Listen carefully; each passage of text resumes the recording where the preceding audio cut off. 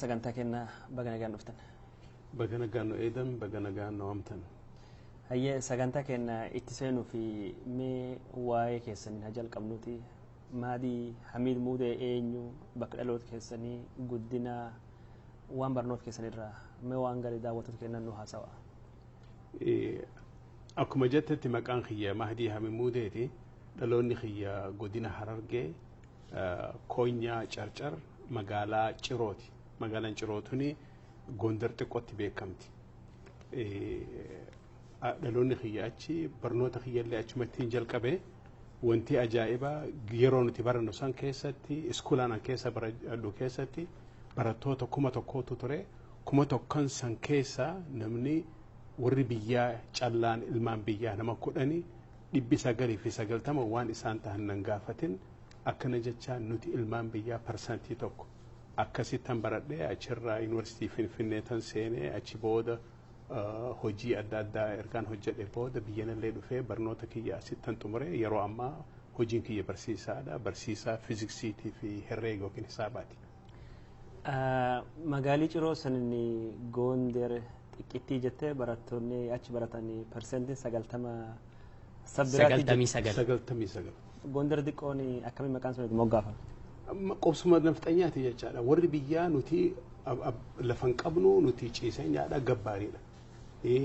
Baala gara keessa jirra warri katamaa san keessa jiru isaanii bulchaan isaanii poolisni isaanii warri horii qabu warri naggada qabu waamarru isaanii warri mana barnootallee barsiisuu fi baratu isaanii nu warri biyyaa parsantii tokko 99 waan isaan ta'an nan gaafatin galtu ala galte.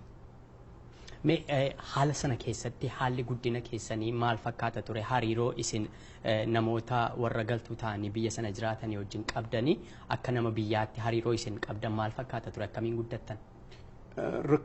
Akkaataan itti guddanne baay'ee rakkisaadha. Maaliif nama keenya keessatti hin guddanne katamaa Ciroosan keessatti magaalaa Ciroosan keessatti hoo guddannu mana barnootatti in arrabsamnaa warri mootummaa nu arrabsaa warri barsiisaa nu arrabsaa barattoonni nu arrabsanii hedduu nu rakkisaa turan nuti akkaan jedhetti 99 isaanii.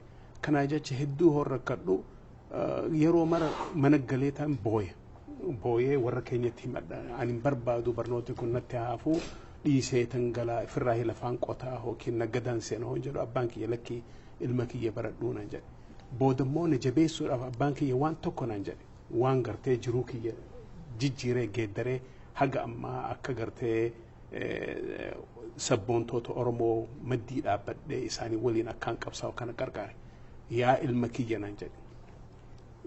Jarri kuni waan fedhanii siin haa jedhan sillee haa arrabsan sillee haa xiqqeessan ati xiqqaamii beekii nan jedhe.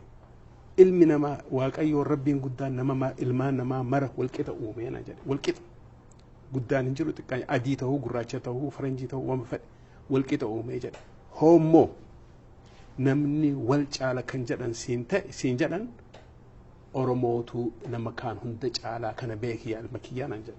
Kana booda wanni mataa na qabachiisu wanni nama jalatti na bulchu nama if jalatti na bulchu ni dhabame bilisa jechaadha. Oromoon xixinnaattu namaa walqixa sanii achi immoo namaa olittan beeka malee namaa gaditti hin beeku.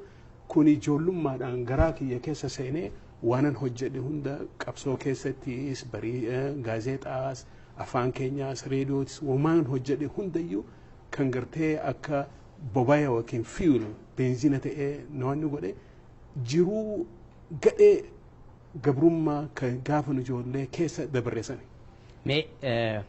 Maqaa masoo isin ittiin beekamtanii abbaa bariisaati. Qabsoo hamtuu keessa darbitan kanarraa haasaatti jirtan. Maaliif maqaa masoo abbaa bariisaa jedhamu kun isinii mogga'e? Maalirraa ka'e? Beeki bariisaan inumaatu walakkaadha beeki. Odoo bariisaa biran ga'iin duratti waa hedduutu ta'e. Garuu waan na gaafatteef bariisumarraa hin jalqaba. Erga jettaniiti isa dura waanta ta'e irraati jalqabaati asitti nuu seenaa. Bariisaa odoo jalqabeen duratti dura dursoo afaanuma ifiitiin gartee nuti ijoolleen gandaa wal barsiisuu jalqabne. Afaan Oromootiin haasa'uu parsantummaan takkittiin san. Takka turree immoo boodarratti gartee ergaan guddadhee yuunivarsiitiis seene boodatti high school Bahar Daritti barsiisaan ture. Bahar Dar comprehensive high school jedhanitti achittis physics maan barsiisa. Achitti waan walakkaa guyyaa barsiisan kanaa jecha yeroo guddaa waan qabuuf jecha kitaaba afaan Oromoo kana gartee hiikee tanan boodarratti bara 1972tti namni marru afgoon kana laalu afaan Amaaraatiin gaazexaan adda addaa jira, afaan Ingiliziitiin jira, Herald jedhanii, afaan Xaaliyaaniitiin jira, afaan Faransaayitiin Addiswaar jedhan, asmaratti illee afaan Tigreetiin jira, afaan Arabaatillee jira, Al-Alam jedhanii. Biyya Oromoo, biyya Itoophiyaa kana gartee ekonomiin isiitu Oromoorraa kan dhufu tahee horiin gaazexaan kun hundi ittiin maxxanfamu horii Oromoo tahee akkamitti gaazexaan Oromoo tokko hin jiraanne yaada jedhuun garaan nu gubatee ka'ee tanan barri bara Haayile Sillaaseetii 1972 1972 dhaqee tanan gartee ministeera beeksisaa itti dhaqee eeyyannoo kiyya galfadhe. Yeroo sanitti ministeerri Dr. Tasfaayee Gabragzii jedhaniini I think dhalootaan Eertiraadha moo Tigraay na fakkaata isaatu ministeera. Hoon itti galee iyyannaa itti galfadhu ምን ያህል ብደፍረኝ ነው በጋልኛ ጋዜጣ አወጣለሁ ብለህ የመጣሁን አንጀሌ ነው ምትች ናአረብሴ ጥፋ ናአረብሴ ሀገም ተከነቱ ፈቴትኒኒ አፋን ኦሮሞቲን ጋዜጣን ባስይተነ ትዱፍተና አንጀሌ አኒ ወኒና አንጀሌ ዱጋዳ ጊዜ ዳፍ ቀልቢ ኮ ጨብሴ ገሩ አባንኪ ኢልሚና ማነ መንጫሉ ሆነም ሊነ መጫሉ ተ ኦሮሞቱ ነመጫላ ወንጀሉ ዋን ኦኔ ኬስ ጆሉማ ዳን ነገር ጀብጀጀ wanti namtichi naan jedhe qalbii koo hamilee koon cabsine ka'etumaan deeme. Waggaa lama booda turee tanan ammallee barsiisaa Bahar Daarumatti an ture vaakeshin akkaan dhufeen namti dargiin kuni waan dargiin hin dhufne gizee san Indaalkaachoo Mokonnin jedhanii Haayile Sillaaseen amma kufiitii bira dhihaate akkanumatti gartee Haayile Sillaasee kan sossoosaa jiran ministeera namticha Ahduu Saaburee jedhan tokko uummatan. Isa birallee dhaqnaan naditi.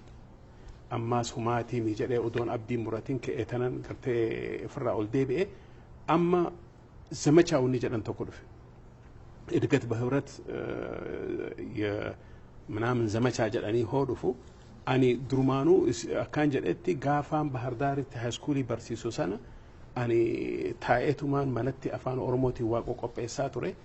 Achi dhaqee tanan amma gaa zamachaadha namni ijoolleen yuunivarsiitiitii fi haayiskuulii marru barsiisaanis ala bahee duulee gartee duula guddinaatii fi afaanii waan kana hojjeta hoo jedhan dhaqee tanan namticha Tigree tokko Shaalaqaa Kiroos Alamaayyoo jedhaniini itti dhaqee hunnoo matsaafa afaan Oromootiin qopheessee tan jira. Isa kana naa maxxansaatii namni Oromoo kanaan haa baratu jedheen. Namtichi Tigraay kuni afaan Tigreetiin akka baratamuu barbaada. Afaan Oromoo jaalatee odoon tahin afaan Oromoo afaan Tigreetti barsiifachuudhaaf afaan Oromoo kana mi'a godhachuu waan barbaadeef jecha abboo kootu biiroo kennaaf jedhee biiroo naa kennisiisee biiroo taa'e. Amma deemee warra dargii biratti hunnoo nama akkanaatu jira afaan Oromootiin barsiisuu pirojektii jira maal jennaan amma gaa namoota gartee Oromoo fi saba cunqurfamaa ta'e kana amansiifatee haa hayyamuu jedhan. Hayyamu jennaan afaan Oromoo hayyamamnaan kan Tigreetis kan Somaaleetis waa marru isa jala dhufee jechaadha. Akkasitti Edgat Bahibrat sanitti matsaafii 3 moo 4 barreessinee koopii miliyoona 3 fi walakkaa baasifnee yeroo duraatiif biyya Oromoo kana hunda keessatti zamachaa gartee literacy books jechaan barnoota sirnaa odoon ta'in barnoota gartee literacy kana afaan Oromootiin akkasitti barsiifame. Asirratti wanni ni jechuu barbaadu wannan amma dubbachaa jiru kun hundi adda kiyya yookiin kophaa kiyya hojjedhe jechaa miti. Hoon akkana goone akkas godhe waan jedhu akka namni akkas hin irraan fudhatin. Ani waanan jiruu kiyya keessatti reediyoos haa ta'u gaazexaas haa ta'u Edgat Bahibrat saniis haa ta'u wama fadhee waanan an hojjedhe waanan kophaa kiyya hojjedhe hin jiru. Sabboontoota Oromootii wajjin hojjedhe. Dhaloota keenya maal jennaan seete dhaloonni keenya kuni dhaloota mutaa liqimsee jira mutaa jechaan wasfee jechaadha. Wahiitu garaa keenya keessa jira wahiitu nu diddira rakkoo nama keenyaa miidhaa nama keenyaa cunqurfama nama keenyaa kanaatu nutti dhagama hirriiban qabu odoo irrafne jennellee mutaan garaa keessa jiru san nu huhurtee nu kaasa kanaa jecha ijoolleen Oromoo tan dhaloonni garaa mutaatuun walumaan kaanee waliin qabsoofnee jechaadha. Bariisaas sanuma, reediyoos sanuma, kana jecha amma gaaffii keetti deebi'uudhaaf erga Edgata Babratii zamachaa kana fixneen boodatti amma nama hedduun an wal bare. Dur naman beeku daggala Bahardaariin gala jechaadha haayiskuuliin barsiisa. Amma asitti namoota maqaa dha'uu barbaadu fuulli waaqayyootti haa toluu nama akka Qees Guddinaa Tumsaa, Lobbaleessa isaanii Baaroo Tumsaa, akkasumatti illee Koloneel Takkaa Tulluu, akkasumatti illee jiranatti fakkaata Shaalaqaa Fissaa Hagadaa. Jarri kun hundumtu amma isaanitti kalaa'ee amma isaaniin wal bareetanan gaazexaa kana banuu barbaade. Hin ta'uu nun jedhan amma gisee sadaffaatiif gisee maastaqa ministeerii dhaqu namticha Shaalaqaa Girmaa Yilmaa jedhamu akkasii wadda ministeera. Maal na jedhe maal na gaafattee jedhe gaazexaa afaan Oromootiin akka hayyamamuu barbaadaa jennaan jedhe ati waan hin taane gaafattee jedhe waan lama gaafattee jedhe. Wanni lameen inni duraa gaazexaa jettee jedhe. Gaazexaan monopoolii mootummaati Itoophiyaa keessatti yeroo sanatti. Poolisiin armijaa kan mootummaati, wattaadarnaa alaamaa kan mootummaati, addis zaman kan mootummaati, zaarayyuu dhuunfaa gartee kuni monopoolii mootummaati. Gaazexaa hin ta'u magaaziina naan jedhe matseetii. Kan lammataa afaan Oromoo naan jettee jedhe. Afaan biraa afaan Amaaraatiin matseetii naan jedhe ammaan si fakkaata. Afaan Ingiliziitiin matseetii naan jedhe ammaan si hayyama naan jedhe. Waan lama kan hin taane insi gorsaa naan jedhe. Hoo namaa dargii beeku beekte achi dhaqiitii san gaafadhuu naan jedhe. Gisee sanatti obbo Baaroon jara hin beekaa karaa isaaniitiin itti dhihaannee akkasitti guyyaa tokko waan isin mareetal araashuu jettanii lafa qotee bulaadhaaf deebiftanii Haayile Sillaasee namticha badaa gadhee Oromoo fixee fi Itoophiyaallee miidhee san gombiftanii mee afaanumaan beekunan amma isin faarsaati guyyuma tokkoof nu hayyamaa jennee akkasitti maskaram huletti guyyaa tokkoof nu hayyaman. First anniversary ayyaana turaa jecha achirratti nuti artikilaas niwsiis waa marak barreessine yaa saba Oromoo beekaa si achi torban lamatti gaazexaan Oromoo beheera eeggadhaa jennee piroomisii goonee fuunee koopii adda addaa bakka hundatti tamsaafne bakka gabaree dhufe kana hunda. Isin garuu hayyama guyyaa tokkoo qofa qabdan. Hayyama guyyaa tokkoo qabna. Achi fuunee አንደኛ ክፍለ ጦር ክቡር ዘበኛ ጃለንቲ ኢንከኒኔ አራተኛ ክፍለ ጦር ከኒኔ ኤር ፎርስ ቢሾፍቱ ጌስኔ ከኒኔ ባህር ኃይሊ ምጽዋ ጌስኔ ከኒኔ ኦጋዴንቲ ከጅሩ ሶስተኛ ክፍለ ጦር ከነ ሁንዳ ከሰት ፈጫፍኔ ሞጋስተኒቱ ጋመቃ በሪሳደ መቃም በሪሳደ አከሲቲ ከኒኔ ትኒኒ አስዴቢን መቃ በሪሳ ከነ ሞጋስ ከናፍ ሰበባ ማልቲ በሪዬ ጀና በሪሳ ጀተኒን Bariisaan akkaan ani beekutti dukkanti dhumtee kan gartee aduulleen ganaa hin bahin gidduu kana jecha. So gisee sanatti mootummaan gadheen nuti beennu mootummaan Haayile Sillaasee jigee kufe abbaan lafummaa saniis badee dhabame tarii Oromoodhaaf in bariitii waan jedhu abdii waan qabnuuf afaan Oromootilleen yeroo duraatiif reediyoolleen finfinnetti baname sandurallee harratti baname tarii wanni kun karaa qaceelaa seenee jira wanta jedhu abdii waan qabnuuf bariisaa jenne garuu akka booda agarreetti wanni bariine hin dukkanofte jechaadha.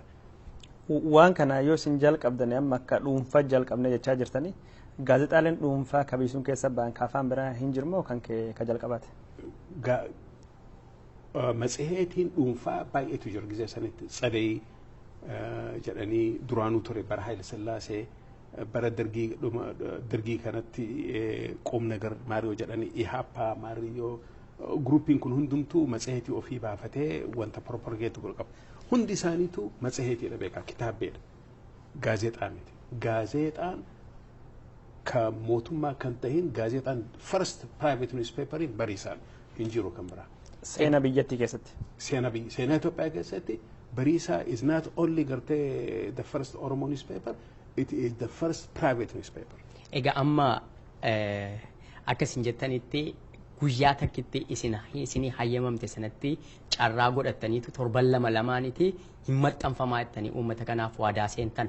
Dhuga. Maaltu ta'e sana booda?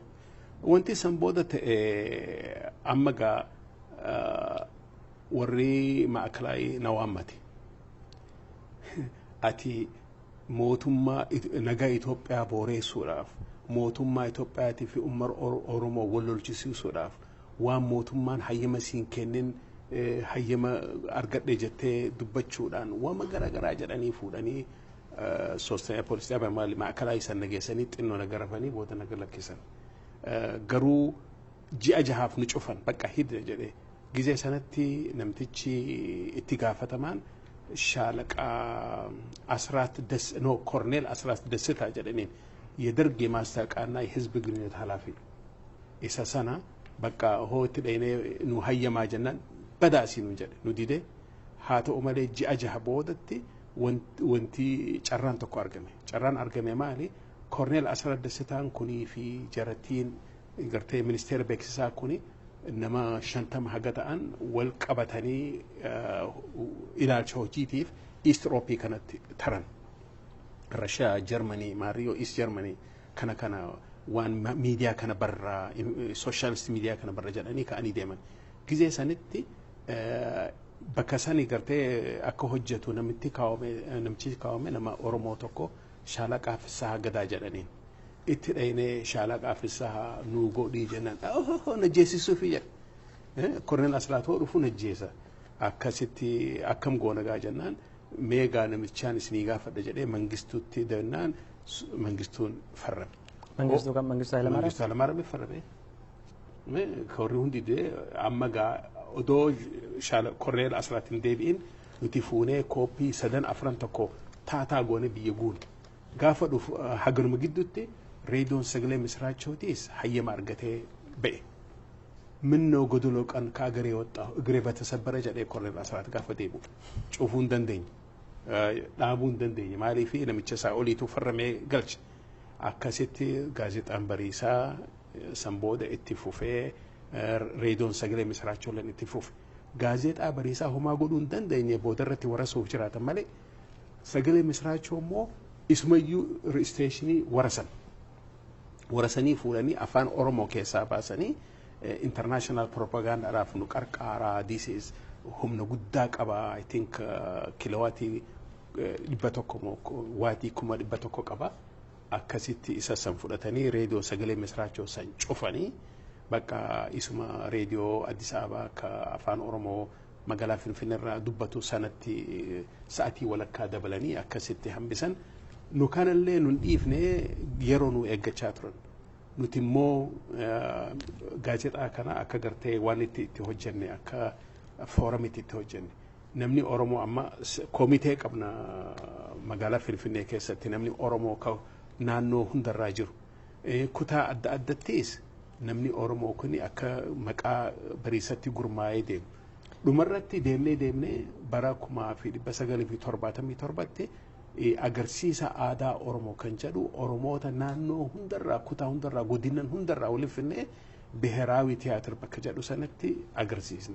Gizee kanatti jarri kun dubbiif deemaa hunnu amma deemee Oromoo Minilik adda facaase walitti fidanii kun jarri hoo oolee bule waan biraa fidaati warasaa jedhanii taamburiin rodhoanii gaazexaa bariisaa fudhatan. Mangistuu jedhanii harkaa fudhatan. Mee waan tokkoon si gaafachuu barbaadu biyyi sun keessatti akka nama gaazexaa dhuunfaa ka jalqaba baasetti biyyi sun aadaan pireesii yeroo sun ittiin dagaagne isinii ka jalqabaati. Gaaf jalqaba gaazexaa kan baastanii waan akkamii barreessitanii maal dhiyeessi yaadatta waan sun?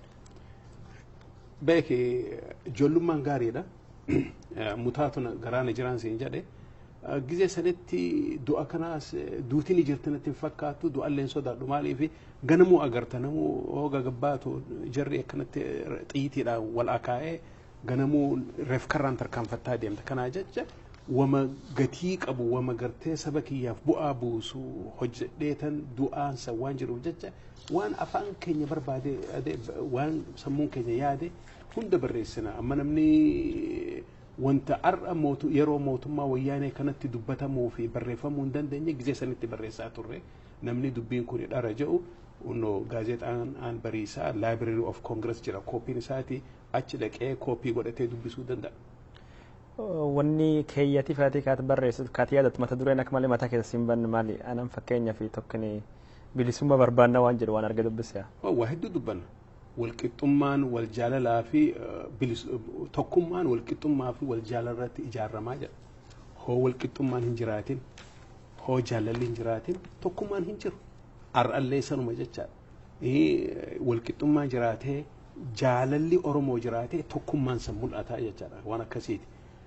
Waan hin oolleef qophaa'u wayya kan jedhus nan yaadadha. Waan hin oolleef qophaa'u wayya jechaan gizee sanatti ትምህርት ሚኒስቴሪን ኩኒ ፊ ገርቴ ሚኒስቴሪ ሴራ ወኪን ፍርድ ሚኒስቴሪን ኩኒ አፋን ኦሮሞቲን ሆጀቹን በርባደን ዋን ህን ኦሌፍ ቆጳ ወያ ኢማ ግዲቱ ጃለተን ይጅቢተኑ አፋን ኦሮሞቲን ጉያ ቶኮ መኒ በርኖታ አፋን ኦሮሞቲን በርሲሱፍ ጅራታ ጃለተን ይጅቢተኑ ጉያ ቶኮ መኒ ኦሮሞ አፋን ኦፊቲን መነ ሴራ ኬሰት ገርቴ ወተሙኖሎ ዱበተሜ ሴራ ወለት ጂሳ kana jecha maal jenna homo inuma dubbii gabaabsuudhaaf timirti ministeeradhaaf nuti sin qarqarraa jenneen kitaaba timirti ministeer waan tokko lama sadii kifli sadeen duraasan kan afaan amaraffaasan fuuneetiniini afaan oromootti hiiknee every week gizee nuti bariisaa baafnu chaaptara tokko waan isaa dubbisaa fi waa hunda goone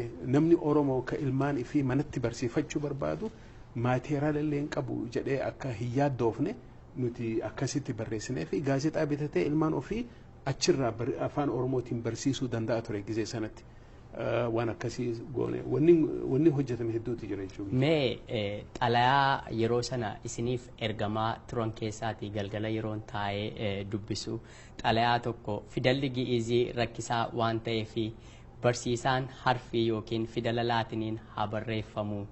maal waa'ee fidala afaan oromoo keenya kan maal yaadaa jirtu fidalli ammaa kun duris afaan oromoo dubbisuuf kan nu rakkisaa ture ammas kan nu rakkisaa jiru kan jedhu fidala gi'iziitiin barreessuun oromoof hin barbaachisu kan jedhamtu yeroo sana keessatti isinii yaachaa ture mee sanarraatiin nu hima. Amma dubbiin tuni waa tokko if duuba deebifti. Gaafaan Bahardaar ture sana matsaafin ani barreesse literacy bookin san harfi afaan laatiniitiin barreesse. Odoon sanin godhin duratti gartee waanan analyze godheetu ture. Qubeen historically gartee kitaaban afaan Oromoo qubee garaagaraatiin barreeffame qubee laatiniitiin barreeffame. Kunummaanu gosa gosa. warri Jarman akka Jarmanitti, warri Xaalaanii akka Xaalaanitti, warri Ingiliiz akka Ingiliizitti, warri Faransaay akka Faransaayiti godhaniituma afaan Oromoo kana kataban. Konsistentiin turre wanidha rakkoo tokko kan. Kan lammataa immoo qubee Saabiyaatiinis katabamee jira wanti akka macaafa qulqulluu kun. Waan kanan tahin immoo qubee Arabaatiin namoonni gartee Oromoo kan amantii Islaamaa hordofan ajam jedhanii qubee Arabaa kanaan barreessanii jiran. Kaboodaa immoo kadhumaa Sheek Bakriin qubee afaan Oromootiin Bakrii Saphaloo jechaadha qubee afaan Oromoo baasanii turan. Boodarratti hoowwaan kan hunda madaalu kan Arabaa hir'ina qaba. Maaliif jennaan caa gaa dhaa nyaa waan jedhu kan. Amma maal jedhan qubee Arabaa kana afaan Oromootiif tolchuudhaaf qubeelee barbaachisaa jira. Dhagaa caccabsii cirracha nyaadhuu jedhan. Dhagaa caccabsii cirracha nyaadhuu. Dhagaa caaphaa nyaadhuu. Wanni kuni afaan Arabaa keessa hin jiru. Kanaa jecha moodifaa godhuu qabda qubee Arabaa kana. Kun immoo gaa anatti rakkoodhaa barbaachisaa miti wanta ufumaaf hir'uu ta'ee dhimma ittiin bahu jedhee tan dhiise. Kan afaan Amaaraa nuti vaawulii dheeraa 5 fi gabaabaa 5 jechaan 10 qabna. Kanumarraanuu jabaa fi gartee kan jabaatuu fi kan laafatuutu jira. Konsonantiin isaa kana hundan guutu hir'oodha. Isaas hin barbaanne. Kammoo ka qubee kana namoonni achi dura gartee namoonni akka Moreenoo, Haayilee Fidaa, namoonni akka gartee Sheekh Mahamad Rashaad wanti barreessan ni jira. Waan kana so inni kuni barbaachisaadha. Inni kuni fadhii afaan Oromoo san dhibbarraa dhibbatti illee guutuu baatu 95% waan guutuuf jecha isa kanatti hundaa'etan barreesse gizeen waan dhufu edgata babrati san ugaan dhufu warra gartee masarata timirta kifil jedhanii warra koomite wana kaan isaa maalna jedhan indee ihimma ahonum jedhan kuni nuti Itoophiyaadhaa fidala qabnaati abboo dubbiin dubbii Itoophiyumaatii fi akkanaami dubbiin dubbii afaaniiti jedhan hin ta'u jedhanii giddiidhaan akka qubee saabaa saniin matsaafaniin miliyoon 3 folakkaasiin jedhe san barreeffaman godhan gizee bariisaa jalqabnuus dubbiin sanuma ta'e haa ta'ummoo gartee ummanni keenya hoo gaazexaa dubbisu afaan kun hir'uu ta'uu isaa waan arganiif jecha wanni akkasii san nu barreessan xaliyoota afaan kun hir'uudha qubeen kun hir'uudha afaan oromootiif hin tolu kallaatiniin haa hojjennu jedhaniititi gizee hedduu godhan nulleen yeroo tokko tokko waan akka fuula tokko peejii tokkoo fi lama akkasitti qubee oromootiin barreessaa ture. I think argeen jira. Akkasi turre boodarratti mootummaan gartee warra rational yookiin reasonable waan ta'e odoon ta'een wamma humnaan nuti Itoophiyaadha isin jenne fidela Itoophiyaan qabdiitii hojjedha jedhan ishii tole maal goone jenne gartee hokkolaa saniini hokkolaa baanee jechaadha haga ummanni Oromoo qabsoo isaatiin iblisoomsee qubee argatutti. Mee abdiin waa'ee qubee kan kaasee waa'ee afaan fidela saabaa kan kaasee naallee waan gaafii gaafadhu kaafaan tokko qaba duubatti isin deebisa yeroo isin man barumsa barattan afaan Amaaraatiin barattan isin afaan Oromootiin afaan hiikkattanii afaan Amaaraatiin barachuun hagam tokko rakkoo ture keessattuu qorumsa biyyaalessaatiif afaan Amaaraatiin darbuun yookaan qabxii fixuun dirqam ture yeroo keessan wanni ati waan sun irra yaadattu maaltu jira? Wanti akkasii nu rakkisee hin jiru. Barnoota biraa hunda A,B hoo finnu barnoota afaan Amaaraa kana D fiduudha A fi B C fiduudhaaf miti D moo fiduudhaaf maali qinee waan jedhan maal jedhan kan hunda gartee shamaddadnee maal goone qomatti goone stiil walakkaan keenya wanidha. Anilleen D argadheetan yuunivarsiitii seenee amma dhobbaleewwan kiyya kanaan ani beekuutu jira gurbaa tokko A9 sabjektii hundatti fidee afaan Amaaraatti F fide. Yuunivarsiitii galchuu didanii gurbaan san miilaan achii deemee biyya alaa kana dhufee amma meedikaal doktor ta'ee akkami jennaan abboo rabbi nafxanyaa san haa jiraachisu jedhe maaliif jennaan odoo isaan jiraachuu baatanii achuma hin akkaawuntingii faa baree amma birrii 500 dalagan as dhufee doktora ta'ee walakkaa miliyoona argatama. Yeroo sanatti maamilootan keessan xalayaa isinii barreessanii akkasumas immoo gaazexaa bariisaa kana dubbisan eessa faarraa isinii ergu xalayaa? Bakkundarraa nu ergan magaalarraahis baadiyyaarraahis qotee bulaa godinan hunda Harargee baharraa kaasii haga Dambidooloo fi wasana Suudaanitti Wallagga dhihaatti Wallorraa kaasii haga Booranatti bakkuma Jimma Illee Abbaa Booraa Shawa Arsii Baalee Gujii Booranaa bakkummaan isaan namni ittiin nuun ergan jiru namni Oromoo ilma kiyya horii kiyya afaan kiyya gaazexaa kiyya jedhee akkuma amma OMN kana jechaadha akkanatti itti dirmateetiniini horii isaatiin nuti beeka damooza sinyaanu waanuma horii biyyaatiin wanni itti maxxanfamu sana horii namarraa sassaabnu wanni gurguramu nuti gurguramuu dhiisuu irraan kaawwanne wanni nu barbaannu akka namni dubbisuu fi tamsaasuma qofa gurguramee dhufnaanis gaarii gurguramuu baannaanis homaa miti horii namarraa guurra deemnee abboo abdii keenya birrii 5 kenne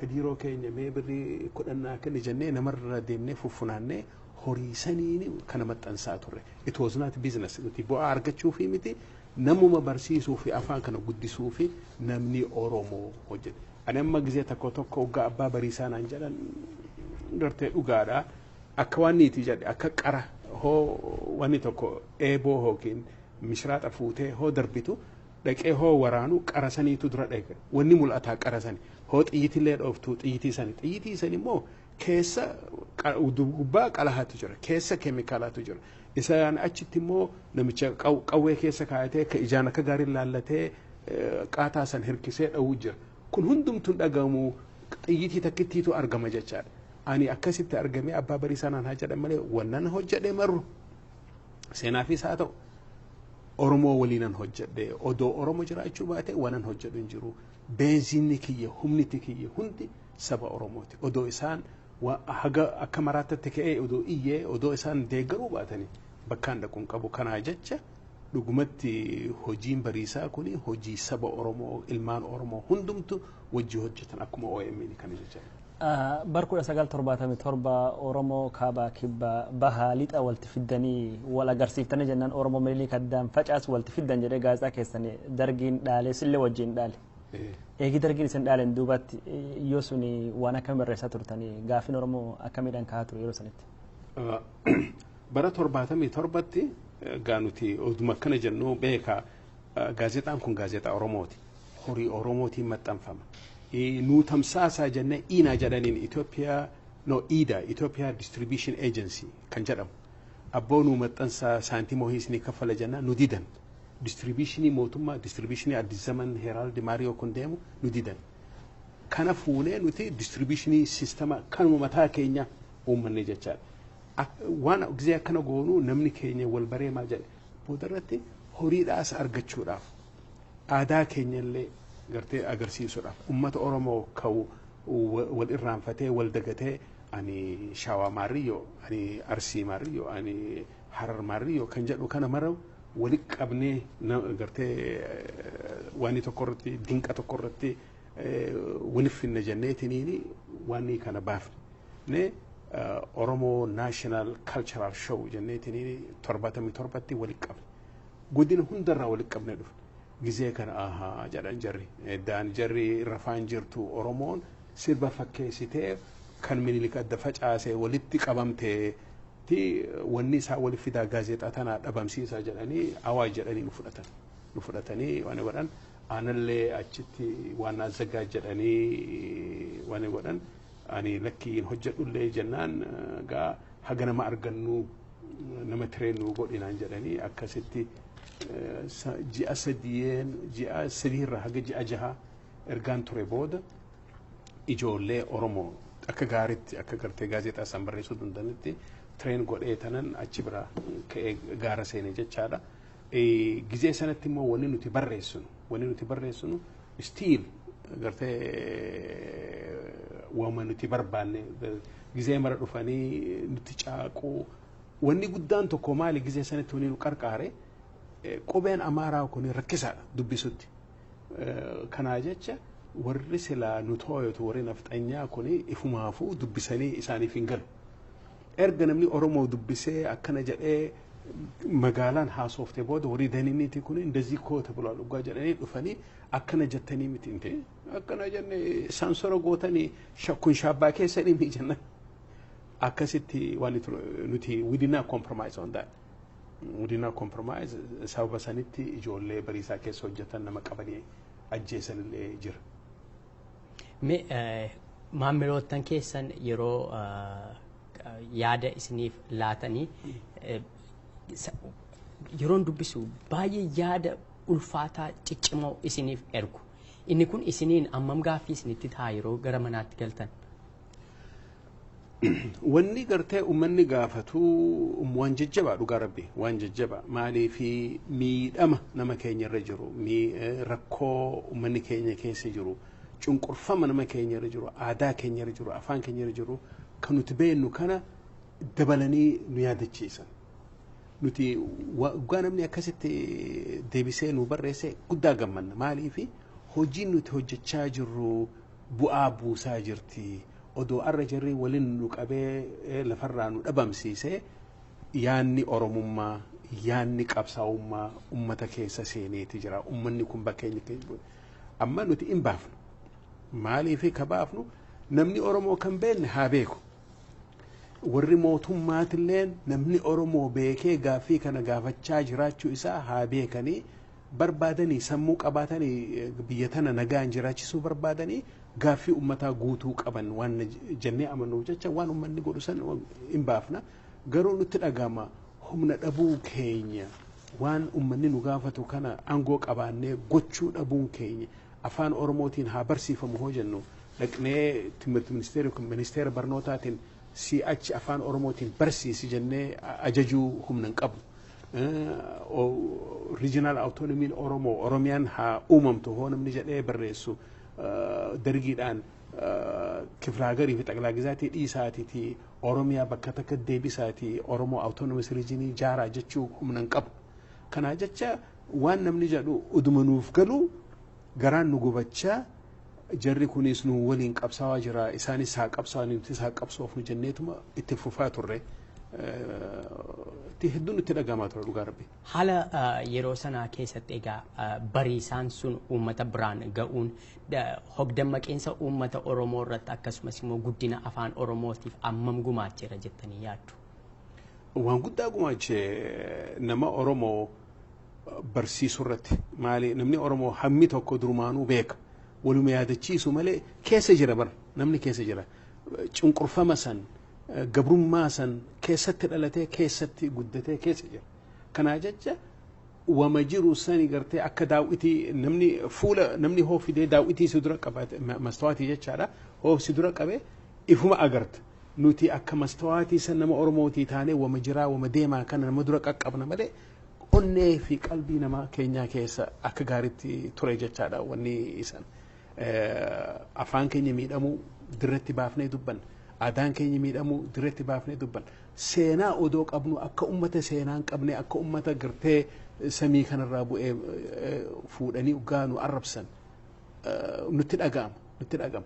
Biyya odoo qabnu akka nama biyya hin qabnetti lafarraa nu buqqisanii gabra nu godhatanii horii nu dhogganii namni alaa dhufe galtuun hundi biyya keenya irratti fooqii ijaarratee biizinasa banatee jiruu gaarii jiruu mi'aafaa ugaa jiraatu namni keenya immoo hiyyoomee barandarratti kararratti daandiirratti kufee du'u ugaa garuu nutti dhagama garuu maal haa goonuu hoo jennu amma gaa dubbiin lammataa sani maal haa goonuu haa qabsoo furuudha garasitti gartee wal dammaqsaa turre jechaadha wanti jiraa wal dammaqsuu wanti jiraa if dura deemu kan jedhu sani kanaa jecha karaa sanitti bariisaan waa hedduu hojjette inumaa namni gariin waanidha paamfileetii OLF'tiin nu jechaa turan biyya sanatti wana nuti barreessuun irraa kaanii. Obbo Mahadi Hamid Muudee mee amma waan gaazexaa haasofne sunirra gara miidiyaa yookaan elektirooniksii waa'ee reediyoo deemna. Mee guddinni miidiyaa afaan Oromoo akkamiin jalqabee hardhaan yoo wal bira ilaalu maal fakkaata kan yeroo suniitiif kaardha? Kuni akka gartee faranjiin jettutti tarkaanfii guddaadha. Tarkaanfii guddaa. Bara 50 dura bara dukkanaati. Bara 55 dura wanni reediyoo afaan Oromoo jedhamu tokkitti jira.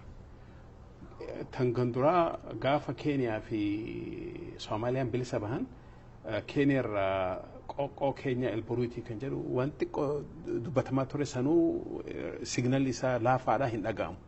Kan xiqqoo dhaga'amu kan Soomaaliyaa kana ture. Soomaaliyaan erga bilisa baate. Hoo jalqaban daqiiqaa 5 ni jalqaban ani yaadadha ijoolleedha. Qophiin afaan Soomaalii sun ka raadiyoo Mogadishoo. Raadiyoo Mogadishoo daqiiqaa 5 afaan Amaaraatiin piroogiraamii dubbatanii titiniini daqiiqaa 5 booda daqiiqaa duraan akkuma daqiiqaa 3 4 5 wama kanaati waan akka nimsii yookiin wama kana waa xiqqoo dubbatanii deeman. Uduma jedhu daqiiqaan 5 san 10 taate. 10 san uduma deemtuu tiniini daqiiqaa 15 taate gizee dheeraadhaaf turte. Dhumarratti daqiiqaa 30 taate. Erga reediyoon Mogadishoo banamee bara 10 caalaa oofeen boodatti Haile Sillaaseen propagaandaa Soomaaleen ittiin as gartee garriftuu fi buuftu dadhabeetiniini reediyoo afaan Oromootoniin bana jedhee magaalaa Harar keessatti reediyoo bane. Reediyoo magaalaa Harar keessatti baname kuni humniti isaa waatii 1,000 jecha kilowaatii 100 jecha. Barri kun yoomidha? Kuni 72tti. Bara 1972. Bara 1972 akka lakkoofsa faranjiitti jechaadha wanni ani haasa hundi yookiin akka lakkoofsa addunyaatti jechaadha kan irraanfadhe. Akkas ture 72tti hoo godhan humna isaa gad xiqqeessanii akkuma Harargee fi gammoojjii Baalee kana qaqqabu malee akka gartee karaa Shawaatii fi Wallaggaa illee Abbaa Boraa Jimmaa akka achiin deemne godhamee waggaa 2 ture. Bara 74 irratti gisee Haile Sillaaseen kufee dargiin gartee mootummaa fudhatu dubbiin kaate maalii fi reediyoon afaan oromootti hin banamne kan jedhu ammaas I think akkaan dhageetti instrumental namni ta'ee namichuma Korneel gartee takkaa tulluu kun inni kun gullalee beeke gosaan warra finfinneeti warra haadha warra handhuura finfinneeti warra cunqurfamaa sani Korneel takkaan waan tokko irraan tuqin Itoophiyaa irraan tuqin hoo Itoophiyaa irraa tuqxe sijjeessa Itoophiyaa jennaan sijjeessa Itoophiyaa irraan nu dhufin Itoophiyaan teenya gaariidha jechaatuma Itoophiyaa faarsaa barnulleen Oromoon Itoophiyaa silaa mirga kana qabaanne hojjete si waliin dhaabata. So nuti Korneel takka psychology isaa barre Itoophiyaa irraan tuqin Itoophiyaa jennaan atuu guyyuma san si qalee si bulcha. Akkasitti reediyoo afaan Oromoo san akka banamu godhee hatattama waan tureef jecha namallee gartee qaxaruudhaaf hin dhaqqabne kumaa ideetii fi tamasgan gammadaa kumaa idee fi tamasgan gammadaatiif akkasumallee kifilee jootee reediyoo Harar achi waggaa lama hojjechaa turan. Kifilee jootee kun raadiyoo sagalee Oromoo. Isaan kan achii fuudhaniiti reediyoo kana banan jechaadha. Kuni 74. So akkasitti gaa elektiroonik miidiyaan kun deeme. Isaan takka turraan akka reefu isinii hime sanatti 75tti dhuma 75tti waanniin gartee qarqaarsa warra sagalee misraachoo qees guddinaa tumsaan faan qabsoo guddaa godhanii gaafa Korneel Asraat እግሬ ሰበር ምን እግሬ በተቆመጠ ጎዶሎ አገር ወጣ ጋፈ ጀደሰን ሬዲዮ ሰግሌ መስራቸው ሰን አከስ ይቻለ መጃቻ ሶ ሬዲዮ ሰግሌ መስራቸው ሬዲዮ ፍንፍኔ ከአፋን ኦሮሞ ሬዲዮ ሐረር ከአፋን ኦሮሞ ሬዲዮ ሞቃዲሾ ሀገነ ቱሬ ራዲዮ ከኛለ ሬዲዮን ከነለንጋ ኢንፍሉዌንስ ጉዳን ቀቡ ገማ ገርቴ ሐንዱራ ኦሮሚያ ከነቲ ማሪፊ ሲግናል ኢሳ ሄዱን ዳጋ ሜ አዩብ አቡበከር ሬዲዮ ሞቃዲሾ ራያ ደቱ አዩብ አቡበከር መጋላት ወከ ሰደለን ይር ወረ ጭሮቲ ሶዱም መለ ቀብና ዶብሌቲት የጉዶ ዶብሌሲሳ ጉዳን ወልፉዳኒ ጉርባን አኒ ኤስማቶ ፊኒ አቤራዳ አዩብ አቡበከር ilma garte bakar mumma dheeraati warra cirooti achi barataa ture narra guddaadha gaafa nuti garte ganda keessa fiinu inni iskoola barachuu ture achi inni biyya Soomaaliyaa sandaqee reediyoo san barate nama sabboonaa cimaadha nama gaariidha gaa propagandum inni achi dubbatu san Haile Sillaaseen fudhachuu dadhabee nama itti bitee Moqaadishootti ajjeesan. Nambira immoo ka miidiyaa Oromoo kan walidhaan keessattuu waan artii Oromoo sirba afaan Oromoo guddisuun beekame abdiin Ayyub Abubakar kaasee anilleen Abubakar Muusaa waa'ee si gaafachuu barbaade irra beektina fakkaatamee waan isa xiqqoo nutti. Abubakar Muusaa qabsaa'aa Oromoo dhugaati. Dhaloonni isaa naannoo Oborraa kana barnoota zamanaa kan nuti baranne kanallee nama baratee miti. ilma hiyyeessaati katamaa dhufee magaalaa Direedhaa kanatti galee achi waan akka gartee ummata jimaa gurguru kanaatu jira achi keessa hojjechaa ture. Garuu gurbaan kuni barnoota zamanaan qabaate malee barnoota afaan Arabaatii fi Islaamaa kan akka gaariitti waan beekuuf jecha naturally gifted afaan Oromoo namni akka isaa dubbatuu fi beeku ni intakkata walaloo afaan Arabaatiin afaan Oromootiin barreessee hojjette walaloo afaan Arabaa akkuma Arab gartee gaarii godha. Waan tokko agarsiiftee mee waan kanarraa walaloo naa barreessii hojjettee biraa deemtee daqiiqaa 5 boodatti dhufte waan san koopii godhee walaloo tolchee sikkan nama akkasiiti. Nama waan akka tiyaatirii agarsiisa kanaas waan godhee so dhaloota afran qalloo waan baandii afran qalloo sana odoo inni jiraachuudhaa baatee hin dhalatu. Gartee afran qalloon baandiin magaalaa Direedhaa keessatti banamee waggaa 50 amma 52 ta'ee san baakbooniin yookiin gartee lafeen duudaa Abubakar Muusaati nama gaarii dhabne.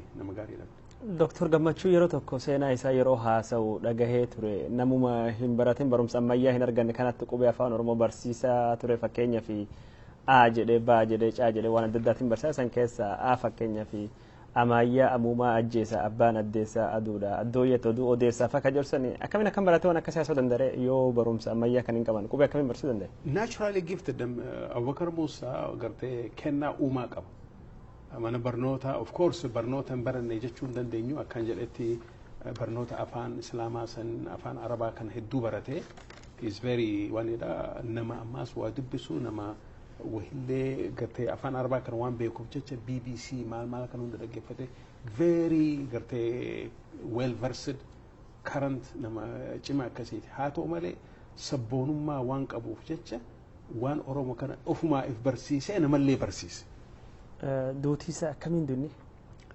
Duutii isaa ammatti inni gartee dandeettii isaatii fi beekumsuma isaatii fi wanni kanaaf reediyoo Harar keessatti qaxaramee reediyoo Harar keessa hojjeta bara 77 gizee 76 na fakkaata gizee gartee lolli Soomaalee dhufeessani warri nafxanyaa kun beekaatuma achirra taa'ee nama hedduu ajiteetu godha jedhanii gizee inni hojiirraa bahu galgala sa'aatii 7 akka lakkoofsa Oromootiif addunyaa yookiin akka lakkoofsa Habashatti galgalarraa sa'aa takkaa fi walakkaatti gizee inni bahu xiyyiitiidhaan dhawanii lafatti gombisan poolisa mangistiitu wattaaddara mangistiitu ajjeese. Mee egaa waa'ima raadiyoo irraatii haasa'aatti jirra akka haasa'amutti otoo raadiyoon Moqaadishoo kan Hararis kan Finfinnee kunis osoo hin dhufiniin dura Xaaliyaaniin bara dhuftee biyya qabatte Jimmaa irratti raadiyoo tokko dhaabdee turteedhame haasa'ama. Mee sanarraa quba qabdu? Ani dubbii san dhagee immoo evidensii gartee waanan akkanatti waan katabame waanan ija kiyyaan argin jiru namootni gaafa nuti reediyoo bannu jechaadha waan waggaa 40 almost gizee sana namni maal jedha reediyoollee bananii dubbisaa turanii reediyuma sanuyyuu bakka amma paarkiin amma Abiyoota Addabaabaayii jedhanii amma TV fa'a achi kaanii gizee sanatti TV mihi loud speakerii kana kaanii sanitti waan godhanii akkasitti announce godhaa turanidha. Namni mana raadiyoo waan hin qabnee fi bakka Addabaabaayii sana baay'ee raadiyoo dhaggeeffata jechuudha. Reediyoon qabanii sanuma hidhanii fi loud speakerii kun namni dhaqee achi taa'ee dhaggeeffataa kana dhageera dhibbatti immoo gartee dokumentii isaa kanan dubbisan qabu. Obbo Mahadii Hamuud Muudee amma waa'ee miidiyaatii fi barreeffama yookaan gaazexaa irraa gara kitaaba barreessuutti deemna. Kitaaba hedduullee barreessitee jirta. Akkasumas kuusaa galmee jechoota ka afaan Oromoo English dictionary jedhu kan maqaa keetiin moggaafamellee barreessitee jirta. Kitaaba kan barreessitee dictionary sun akkatti barreessite immoo maaltu haamila siif ta'e? Obbo Mahadii Hamuud Muudee amma waa'ee miidiyaatii fi barreeffama yookaan gaazexaa irraa gara kitaaba barreessuutti deemna. Kitaaba hedduullee barreessitee jirta. Akkasumas kuusaa galmee jechoota ka afaan Oromoo English dictionary jedhu kan maqaa keetiin moggaafamellee barreessitee jirta. Kitaaba kan barreessitee dictionary sun akkatti barreessite immoo maaltu haamila siif ta'e? Haamilee boruu ganama beeki ani jiruu kiyya keessatti dhugaan akkanatti deemee waan takka argu madaalli kiyya Oromoo waliin madaala. Hoon nama bareedaa uffatee deemu argu odoo namni kun Oromoo naa ta'ee jedha. Hoo sooressa argu odoo sooressi kun Oromoo naa ta'ee arga. Hoo nama gartee waan gaggaarii dhugaan argee nama kiyyaan hin hawwa maaliifi nama kiyya waan gadhee hedduudhaan duruun argee jira jibbeessan. Hiyyeessa hoon argu Oromoo, rakkataa hoon argu Oromoo, cunqurfaama hoon argu Oromoo. Mee jijjiiramumaaf nama waan akkasiisan. Kanaa jecha gizee namni gartee dictionary qabu Oromoon qabu. Amma anumaa taa'u jiru ijoolleen Oromootuun dhuftee bar dictionary afaan Amaaraatiin baradhaa nuyi jedhanii. Ijoolleen gartee refuujima taatee afaan sanuu isin maariyoodha lakki nuti afaan keenya kanaa afaan keenya Oromoo. In soban kun Itoophiyaa dhufanii afaan Itoophiyaa afaan Amaaraati dictionary'n kanaati kana yuuz godhaa jedhanii. Kana ijoolleen dhuftee natti himti. Duraanis gartee waanan hojii kanatti waan dictionary kan hojjechaa jiruuf kuni daranuu na cimse. Dafee tanan bakka halkanii guyyaa hojjedhee sagalee san waan isaan baase gizeen san baasu ijoolleen teenya hodhayxee amma bakka language centerii kanatti dictionary qabdu hoo jedhan Soomaleen kan ofii ol baafti. Amaarri kan ofii ol baasa. Arabni illee kan ofii ol baasa. Oromoon mun jiru. Taraa duraatiif akkasitti qabanii hunduu nutis hin qabnaa jedhan. Kuni nama walqixxaanneedha. At least dictionary qabaachuudha walqixxaannee waan jedhu san waan keessa uumeef jecha hedduun itti gammade dhugaa rabbi. Mee ani ofii kooti kitaaba tokko barreesseen ture. Kitaaba sana kitaabiin barreesse sun asoosamadha. Wayitan kitaaba afaan Oromoo asoosama sana barreessu anaaf akka kuusaa jechoota afaan Oromootti kanan baay'inaan itti dhimma bahee kan keessanii fi kan Dr. Xilaahun Gamtaati. Yeroon kitaaba keessan dubbisu akkaataa isin afaan Oromoo jechoota Oromoo kan bahaa fi lixaa kana wal keessa waa teensitanii barreessitan waan addaati. Isin ammoo bahatti dhalattan mee akkaataa kamiin afaan Oromoo kan godinaalee hundaa sana wal keessa fiddanii barreessuudhaaf dandeettan? Anilleen kana waliin gaafii biraa qaba. Isin ogummaan keessanii saayinsiidha, barsiisaa fiiziksiiti. Afaan Oromootiin waa barreessitan, afaan Oromootiin Ingiliishitti hiiktan, gaazexaa barreessitan, seenaa miidiyaa beektan. Leenjii afaanii maal qabdan? Waa'ee barumsa afaanii irraa maal barattan? Waan hin baradheen qabu waan hin barsiise malee. Hoo gartee sagalee kanaas barreessu. Leksikoogiraafii waan jedhu kana ofuma gartee qoradhee ofuma barsiise. Waan gaazexeessummaa kanas akkasuma. Bar dubbiin akkasii. Ani gartee wanni gartee ogummaa waan kanaa hin qabu hoo jenne eenyutu nu hojjetaadha. Nuti Oromoon beeka yeroon ani biriisaa barsiisanitti nama hedduutu jira warri namtichi editor of Herald Ethiopian Herald chief of editor in chief in Oromoo ture. Wanni keessa Yezaareyyitu maal jedhanii Yezaareyyitu Itoophiyaa I think the chief editor at one time sandura gaafa nambara barataati kabbada anniisaa maal jedhan nama Oromoo ture. Addi zamanuma kana keessa iyyuu namni Oromootis guutuutu ture. Jarri kun warri treeningii qabu, warri profeshinii qabu, warri digirii joornaalizimii qabu. Dhaqanii afaan Amaaraatii fi afaan Ingilizii hojjetan. Oromoo abbaan qabu, Oromoo damooza namaan kennu namni yookiin jedheetuma tuffateera dhaabate ani damoozan barbaadu. Erga wallaalaan dhabame, erga beekaan dhabame ani wallaalaa kanaatu hojjeta. Lakki Mahdii ati wallaalaa balleessite jedhee namni onnee qabaatee natti asuuf jiraannan abboo hunnoo barcumni kanaatiif fudhadhu ani bakka gallaksee nan deema. Kanaa jecha hoon dikshineerii barreessuus akkasuma hoon gaazexaa barreessuus akkasii anaatu joornaalistiidha anaatu gaazexeenyaadha na duraa hiqee odoo naan jedhanii abboo hoo bariisaas fudhadhu kan birallee itti dabaladhu jedheetan irraa siqa. Dikshineerii akkasi. Amma gaa ogummaa hin qabu jedhee hojii Oromoo hin dhiisu. Hojii Oromooti tun itti gaafatama seenaati. Dirqama keenya. Hoon itti godhuudhaa baanne eenyutu nuu godha. Mangistii nuu godha moo eenyu nuu godha hin jiru.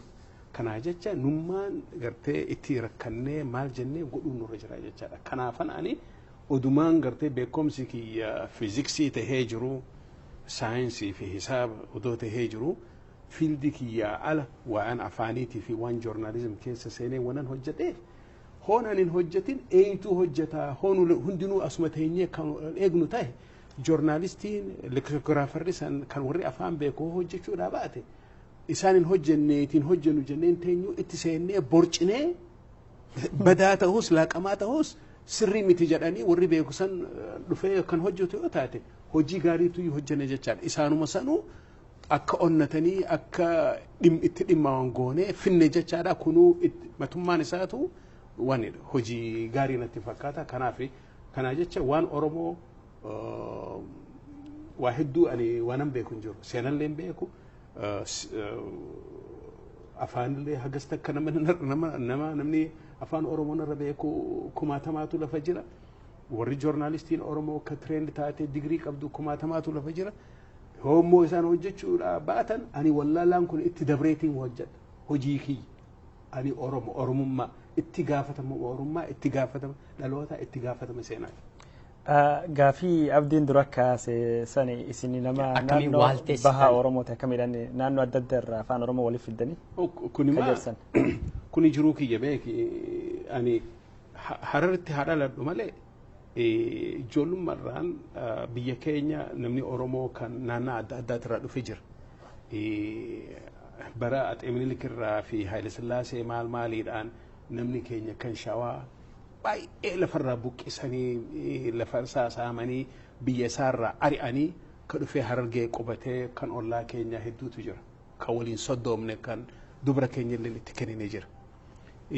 Ummata kanarraa naan bara achirraa barachaa tan dhufe.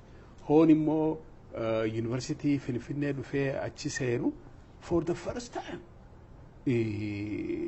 Ani dur gartee namni Oromoo warra Salaalee, Shawaa, Arsii akkanumatti wajjimma malee warra gartee fagoo Wallaggaa kanallee beekaan turre, Ilbaabur beekaan turre. Hoon Finfinnee dhufummoo isaan hiriyoota kiyya wajji baran. Odumaan jennu abboo jarri kun afaanuma keenya dubbataa jedhee caqasaa waa xiqqoo gartee loqoda kana bare. So jechallee walirraa bare so waggaa 10 akkanaan gartee Finfinnee san jiraadhe natti fakkaata odoon biyyaan deemin. Waggaa 10 san keessatti zamana bariisaatis haa ta'u zamana ani barataa ta'es haa ta'u bakka lafa hojiittis haa ta'u nama Oromoo kan naannoo adda addaatirraa dhufe waliin haasa'uudhaan hiriyoomuudhaan dhubbalummaadhaan waa hedduu waan walirraa gartee fudhanneef jecha gizeen dikshineerii kana katabu san hunda yaadadhaa hammaan danda'u godhee san boodallee namoota hiriyoota kiyyaatiin mee wanti akkanaa akkamii mee waan kana laalaa jedhee nama laalchisiisee akkasattaan gartee akka istaandardaayiza ta'u san godhe. Mee walumaa galatti isin kitaaba hagam barreessitanii hagam gulaaltani? Waliigala toora 10ti namni tokkuma qofa beeka. Tokkuma qofa beeka. An sadiin qabadhee dhufe. Okay. Amma waan barnoota kitaaba 4 katabe. Waan gartee readers 1, 2, 3 kan jedhuu fi pictorial qubee gartee fakkaannoon qubee jedhu so 4 kuni ati amma si sadii qabda meeqate 7 dictionary 8 kabiraalee lama jira. Wanta akkasiiti waliigala 10. Mee kitaabota kana hundumaa afaan Oromoo irratti barreessitanii kabira kitaabni waantan yeroon dubbisuudha ajaa'ibe keessaati afaan Oromoo ammayyeessuudhaaf baay'ee carraaquu keessa deemtanii qaceelfamaa fi katabbii sooftiweerii Oromoo users guide and manual ka jedhu kan barreessitanii jirtan. Mee waa'ee kitaaba kanarraati haga tokko nuu hima. Waa'ee sooftiweerii sanii. Okay, beeki jiru wanni gartee ana leading principles mutaa garana jira jedhe abbaan kiyya ilma kiyya namaa gadin jirtu namaa walqixaa hommoo lakkii walqixaa mee kan jedhan taate nu Oromootu hunda caalaadha. Kanaa jecha waan namni argate mara argachuun irra jiraadha. Hoo biyyana dhufnu sooftiweerii afaan Ingiliziitiin agarre. Hoo sooftiweerii kana agarru word processorii kana nuti isa afaan Oromootiin maa hin goone jedhee tanan bara 1996 jecha 1996 amma almost waggaa 16 olii itti yaannee ani programmingii kanallee hedduu fiziksiin barsiisa malee programming kanallee hedduu beeku ijoollee Oromoo injineeroota software engineer barbaadee tanan ijoollee horii argannaa jette lakki horiin argattanii arraba argattanii jedheen. Maqaa argattanii. Lakki maqaa lama arraba argattanii. Maaliif namni gara in balleessan jedha in balleessan in tolchanii humaa miti maqaan argattanii akkana. Namni hojjetu yeroo hundumaa maqaa qaba. Maqaa qaba. Maqaa qaba galatoomii jecha manna waan ati tolchite dubbachuu dhiisanii waan ati balleessiteetitu guddatee mul'ata. Ijoollee waan eega horiin qabaatiin erga maqaan keenya kan hubatu taate maaf jenna hojjedhaa Oromoof hojjettanii jedhe. Ijoolleen kun teetteetiniin sooftiweerii kana koodii isaa katabte pirogiraama kana katabte. Afaan immoo anaa fi hiriyoota kiyya namoota biraa beekaa waanan hojjedhe hunda adda kiyyan hojjenne Oromoo waliin hojjedhe always maqaa namaa dhowwuu baatullee namaatu na duuba jira beekaa. Uummata dhobbaleewwan kiyya kana kaafadhee tanan afaan kana goone akkasitti word processorii Oromoo kana isaan pirogiraamii isaa kataban animmoo maanuwaala isaa akkamitti dhimma itti baatanii sooftiweerii kana maanuwaala isaati jecha namni kana baratee word processor oromootiin akkaataa wordii kana hojjetan qopheessine haa ta'u malee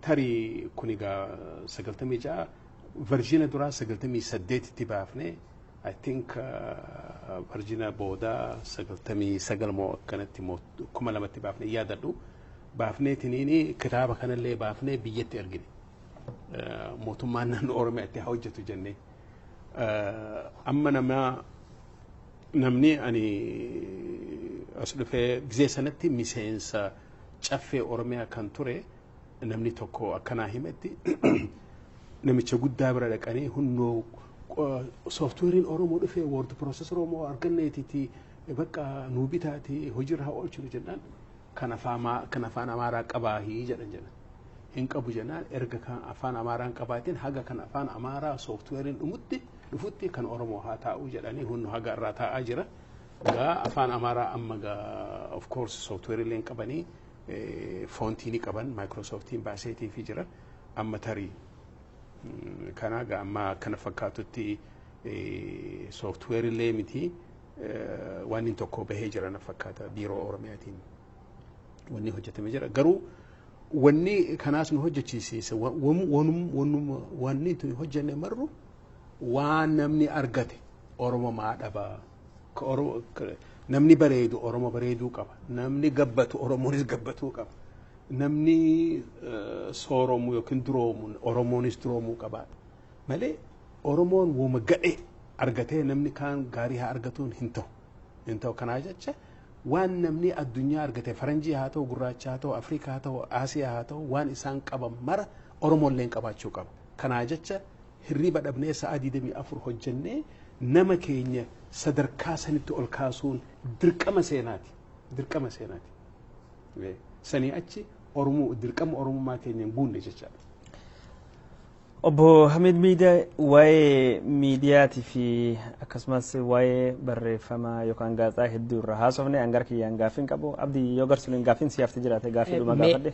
Kadiroo wanta silaati jechuu fedhuutiin harkaa fuutee jalqabde gama miidiyaatiin gama gaazexaatiin gama barreeffamaatiin kitaabaatiin waa baay'ee irraa haasaatti turreerra mee egaa har'as gaazexaan afaan Oromoolee gaazexaa mataasaa hin qabu jedhee yaada har'aa biyya keenya keessa gaazexaan afaan Oromoo hin jiru. Gaazexaan dhuunfaa hin jiru. Kan mootummaa takkachi ni jira. Afaan Oromootiin asoosamni hedduun barreeffamaa jira kitaabileen barumsaa barreeffamaatti jiru walumaa galatti garuu guddinni afaan Oromoo bara isaan reefuu jalqabaniitii fi kan amma yeroo dhaloota hamma har'a dhalooti qubee keessa jiran kana wal bira qabanii yeroo madaalan mee sadarkaan guddina afaan Oromoo hagam ga'eera bakka barbaachisu ga'eera jettanii yaaddu? Hin geenye lakki ga'ullee hin danda'u gabrummaa jalatti sadarkaa afaan Oromoo irra ga'uun irra jiru ga'uu hin danda'u maaliifi gufuutu jira sakaalamaatu jira dhugaadhaa ar'aan tanaa fi yeroo nuti jalqabnu san yeroo nuti jalqabnu dukkana huma takka hin jiru zeero takka hin jiru matsaafni tokko arra barreeffame waggaa 10 booda tokko mul'ata waggaa 10 eeguu sirra jira jechaadha arra immoo akkasii arra waggaa tokko keessatti kitaabni 30 maal bahuu danda'a kanaa jecha garaagarummaa guddaatu jira guddina guddaatu jira afaan Oromoo guddateera asoosamni guddateera hunnu agarsiisa Oromoo kan agarru kun hedduudha reediyoo televezyiinoo maal sirbaa walaloo maal kun hundi biyya guutuudha garuu ammaas wanni nani jedhu hamma barbaachisu takka hin guddanneedha. Hooniti tokko arganne warri ollaa keenya ebelee jechuu baadhu dhibba baafata. Baruma 20 dabran kana keessatti hoolaallu gaafa gaazexaan Oromoo kan dhuunfaa 2-3 banamu kan afaan Amaaraa kun dhibba faatu baname 80-90tu baname. Kuni gartee walqixxummaan san hin jiru jechaadha yookiin immoo nuti hagnurraa eeggamu san akka ollaa keenyaa sanitti hin guddanne jechaadha. Humna qabeenya beekumsa qabeenya risoorsii qabeenya isaan gizee takkatti 80-90 hobaasan namni Oromoo 2-3 baasuun kunu dadhabbii keenya agarsiisa. Dhugaadhaa dur tokkollee hin qabnu arra sadii qabna guddina haa ta'u malee hanga barbaadamu san kuni maaliif ta'e hoo jenneen nama Oromoo tan beeka kan afaan Amaaraatiin waa barreessu maaliif jennaan hoon afaan Oromootiin barreesse namni narraan bituu jedha salphina laala horii goree jecha namchi kun ani humaatiin horiillee argachuu baadhu Oromoofan barreesse jedhee namichi kun hin barreessine horii barbaada warri horii namaa kennuu danda'u warri agarsiisa gartee gootee sirbaas hoo sirbitee sirraa bituu danda'u Ali Birraa faan Ali Shabboo faan jiruu isaanii waggaa 50 guutuu hiyyummatti dabarsan afaan Oromoo guddisaati jechaadha. Warri immoo afaan Amaaraa sirbe konsertii gurguddaa kanatti birrii $10,000 $10,000 miliyoona argachaa jiraatan jechaadha. Amma asirratti namni Oromoo waan murteeffachuun irra jiru. Namni Oromoo kawaa barreessuu beeku, artistiinis kawaa sirbuu beeku hundin dhugaadhaa jiruu ifiitiif horiin barbaachisaadha. Horii gorramoo ummata keenya gorraan san yaadanii gana godhuudha. Wanni immoo isaan irratti illee gartee murteessuun hin danda'amu maaliifi namni keenya dadhabaadha. Jarri kun jiraachuu qaba, ilmaan guddisuu qaba. Rakkoo kana kan furu maali? Namni keenya economically jabaatu san. Economically jabaatu. Amma akka agarrutti biitii teenya Finfinnee magaala. Karra ciisu keenya ka fooqii guddaa qabu kan biraati. Ka bankirraa horii miliyoonaa fi 100,000 hirkisuu danda'u nan biraati keenya birrii 10 hin qabu. Akkam jedhee tiree artii keenya deeggara akkam jedheeti warra barreessitoota keenya ka kitaaba itti dhamaanii amal 2-3 guutuu ta'anii warra barreesse kana akkamitti horii baasee irraa bituu danda'a hin jiru jecha. Rakkoon fundamentaliin keenya it is economic, political and social. Hoo gartee rakkoon politikaa rakkoon economy abbaan biyyummaa keenya mirkanaa'ee namni keenya economically jabaatee abbaa biyyaa tahee waa qabaate artistii ifiitiis guddisuu danda'a. Barreessaa ifiitiis guddisuu danda'a. Aadaa ofiitillee guddisuu danda'a. Gabrummaa jala jiraannee hiyyummaa jala jiraannee afaan keenya guddachuudhaaf hin taa'u aadaan keenya guddachuudhaaf hin taa'u waa xiqqoo ima fooyyaa guddina akkasii immoo hamma barbaachisu akkam guddatu. Hacuuccaan dur afaanicharra ture amma ka'eera jettanii yaaddu? Natti fakkaatu hacuuccaan karaa adda addaatiin kan duruma bahaniitu hin godhinsiin jedhan. Kan ammaa immoo mi'a ittiin gootu san si harkaa fuudhan. Ekonomiidha dubbiin ekonomiidha. Hoo gartee muuvii afaan Oromootiin baasuu barbaadde horii si barbaachisa. Hoo matsaafa adda addaa kitaaban adda addaa afaan Oromootiin baasuu si barbaachisa horii si barbaachisa. Akaadaamii afaan Oromoo kana guddisuudhaaf hayyoota Oromoo walitti qabdee mindaa kafaltee fi warra hojii keenya jedhee sa'a 24 kana hojjetu kana. Namni Oromoo risoorsii kana hin qabu mootummaan amma jirus risoorsii kana kannaan jiru. Kanaa jecha dirree bahanii afaan kanaan hin hojjetinaa jechuu baatanillee indirectly hacuuccaan san dhimma jira jechaadha. Economic resource hacuuccaa resourceetu jira jecha. Kanaa jecha ammallee hacuuccaan dhimma jira. Mee amma waa'ee miidiyaatii fi waa'ee gaazexaa achuma dhabnee gara dhimmi biraa ka ammaan tana biyya Oromoo fi Oromiyaa keessa deemaa jiru irratti haasa'uu deemna. Abbaa Bariisaa gaazexaan keessan Bariisaa kun akkuma Oromoo wal barsiisee isinillee Oromoo naannoo Oromiyaa ka adda addaatii fi akkasumas jireenya jiruu Oromootiin wal isin barsiisee jechuu dandeenya.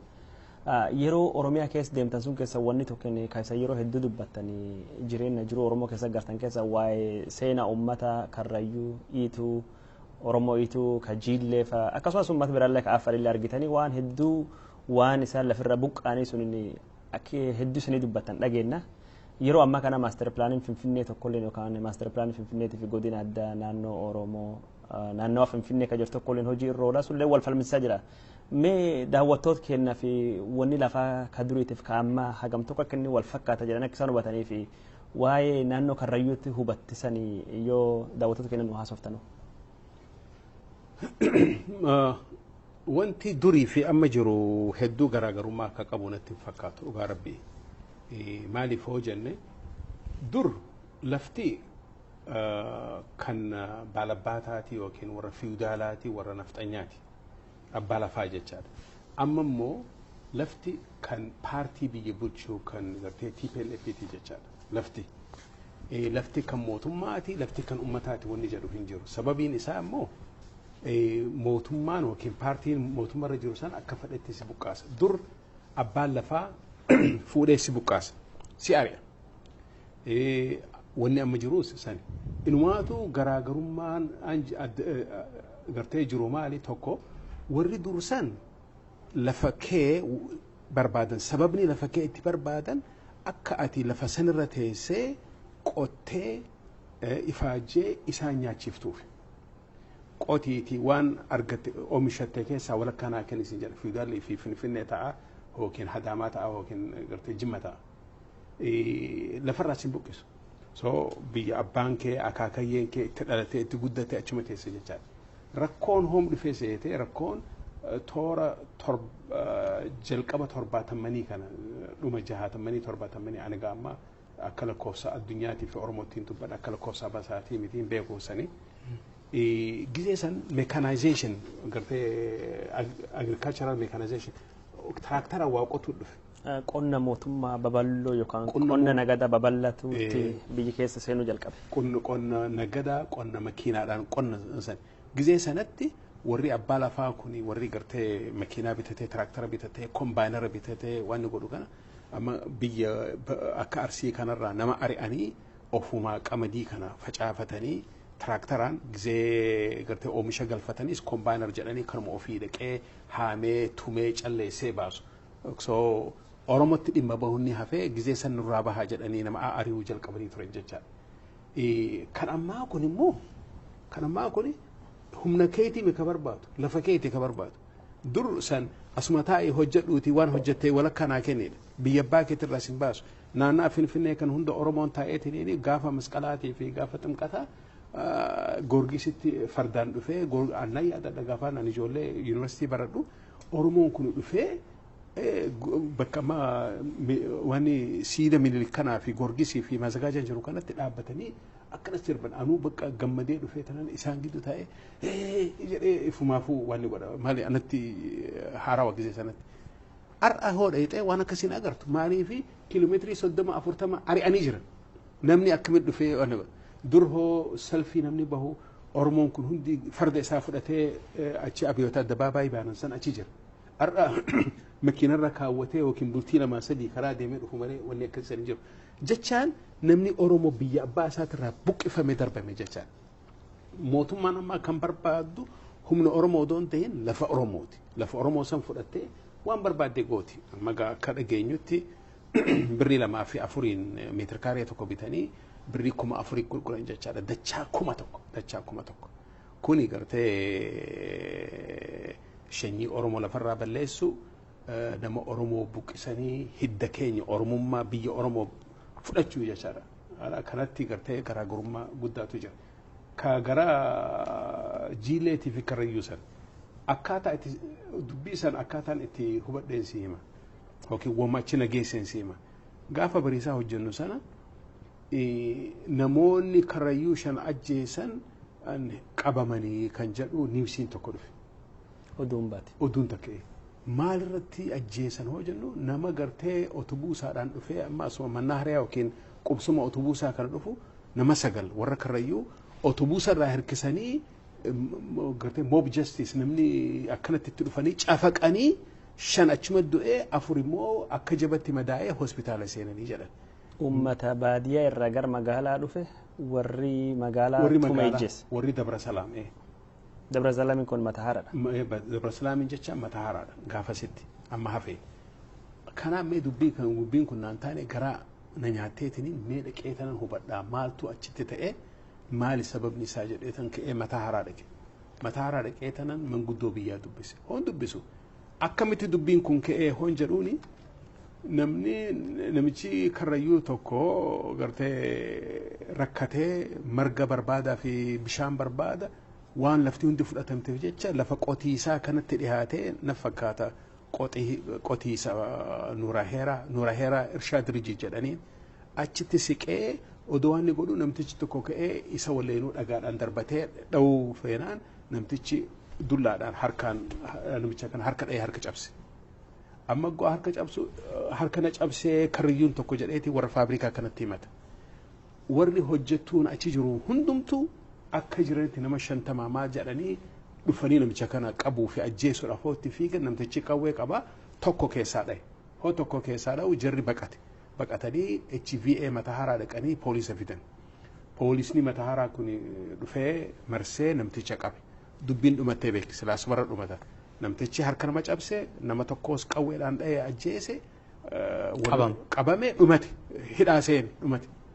Kun hin geenye warri Nuuraa Heeraa Irshaa Dirijjit Abaadir Irshaa Dirijjit jedhaniin qotiisa Abaadir akkasumatti illee HVA Mataharaa Sugar Factory faabrikaan sukkaraa namni dhibba meeqa ta'u kun wal qabateetiin bakka amma karrayyuun quufeeti nama keenya ajjeesee karrayyuu dhabamsiifna jedhanii ka'anii bobbahan kara hundaanu deemanii goojjoo jirtu kana gubanii namni danda'ee baqatee harkaa baafate ka dadhabe qoncaraadhaan waan qoncara shankoora mogolan kanaan mogolanii nama meeqa ajjeesanii meeqa gubanii deeman. Kun gaa warra baadiyyaa jiru warra gaxarii jiru jechaadha. Namni sagal warri karrayyuu ta'e ka dubbii kana quban qabu magaalaa tinka walanciti irraa tahuu yookiin malkaa jiloo irraa haa tahuu otobuusa koranii dhufanii asitti bakka qubsuma otobuusaa kana mana hareetti buunaan ihew karrayyuu jedhaniitu itti fiiganii nama sagalanuu qabanii cafaqanii shanan achumatti ajjeesanii afur immoo akka jabatti mada'anii kara hadaamaa san geeffaman booda maalii fi jennaan risoorsiidha. Risoorsiin kun akkamitti Oromoon dhabee kan jedhu amma gaa achirraa hin qormaata jalqabe. Yeroo tarkaanfiin kun warra uummattoota karrayyuu ka Oromoo ka waan rakkoo kanaan waan tokko walitti hidhate hin qabne gabayaa dhufan kana warri magaalaa bahee ejjeessu. Namni Oromoo biraa ka warra dirmate yookaan birmate hin jiru maal Oromoo magaalaa sun keessa hin jirtu? Lakki magaalaan magaalaan irra guddaa kan Oromooti miti biyyuma Oromoo hundumattuu magaalaan kan Oromooti miti warruma alaa dhufe galtuu tanaatu keessa galee ta'a jecha nafxanyaadha. Magaalaan actually magaalaan Mataharaa sani maqaan isii rabumaa baasee booda waan taate malee Dabarsalaam jedhanii maqaa Mataharaa kana garagalchanii Dabarsalaam jedhanii. Namni Oromoo hoo jiraates minoritiidha. Oromoo kana karrayyuufan tumsa jedhee hoo bahee ofumaaf hin ajjeefama. Kana jecha sodaan sanis jirti namni itti bahee hin jiru akkasumatti karrayyuun shanan san achumatti bakka mana hariyaa otobuusaa sanitti cafaqamanii bakka poolisni jiru bakka mootummaan jiru bakka biyya seerri jira jedhamutti cafaqamanii ajjeefaman afran immoo akka malee tumamanii hadaamatti deebi'anii jecha. Isiniif egaa du'uu namoota sanaatu mata duree isinii ta'e qorannootti seentan. Mee bayin qorannoo keessanii maal fakkaata ture? Maal qorattan?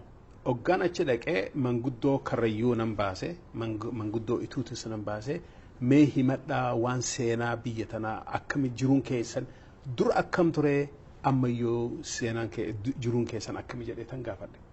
Wanni naa himan dhugumatti waan ajaa'ibaa waan gartee sammuu nama garagalchaati. Sammuu nama garagalchaati.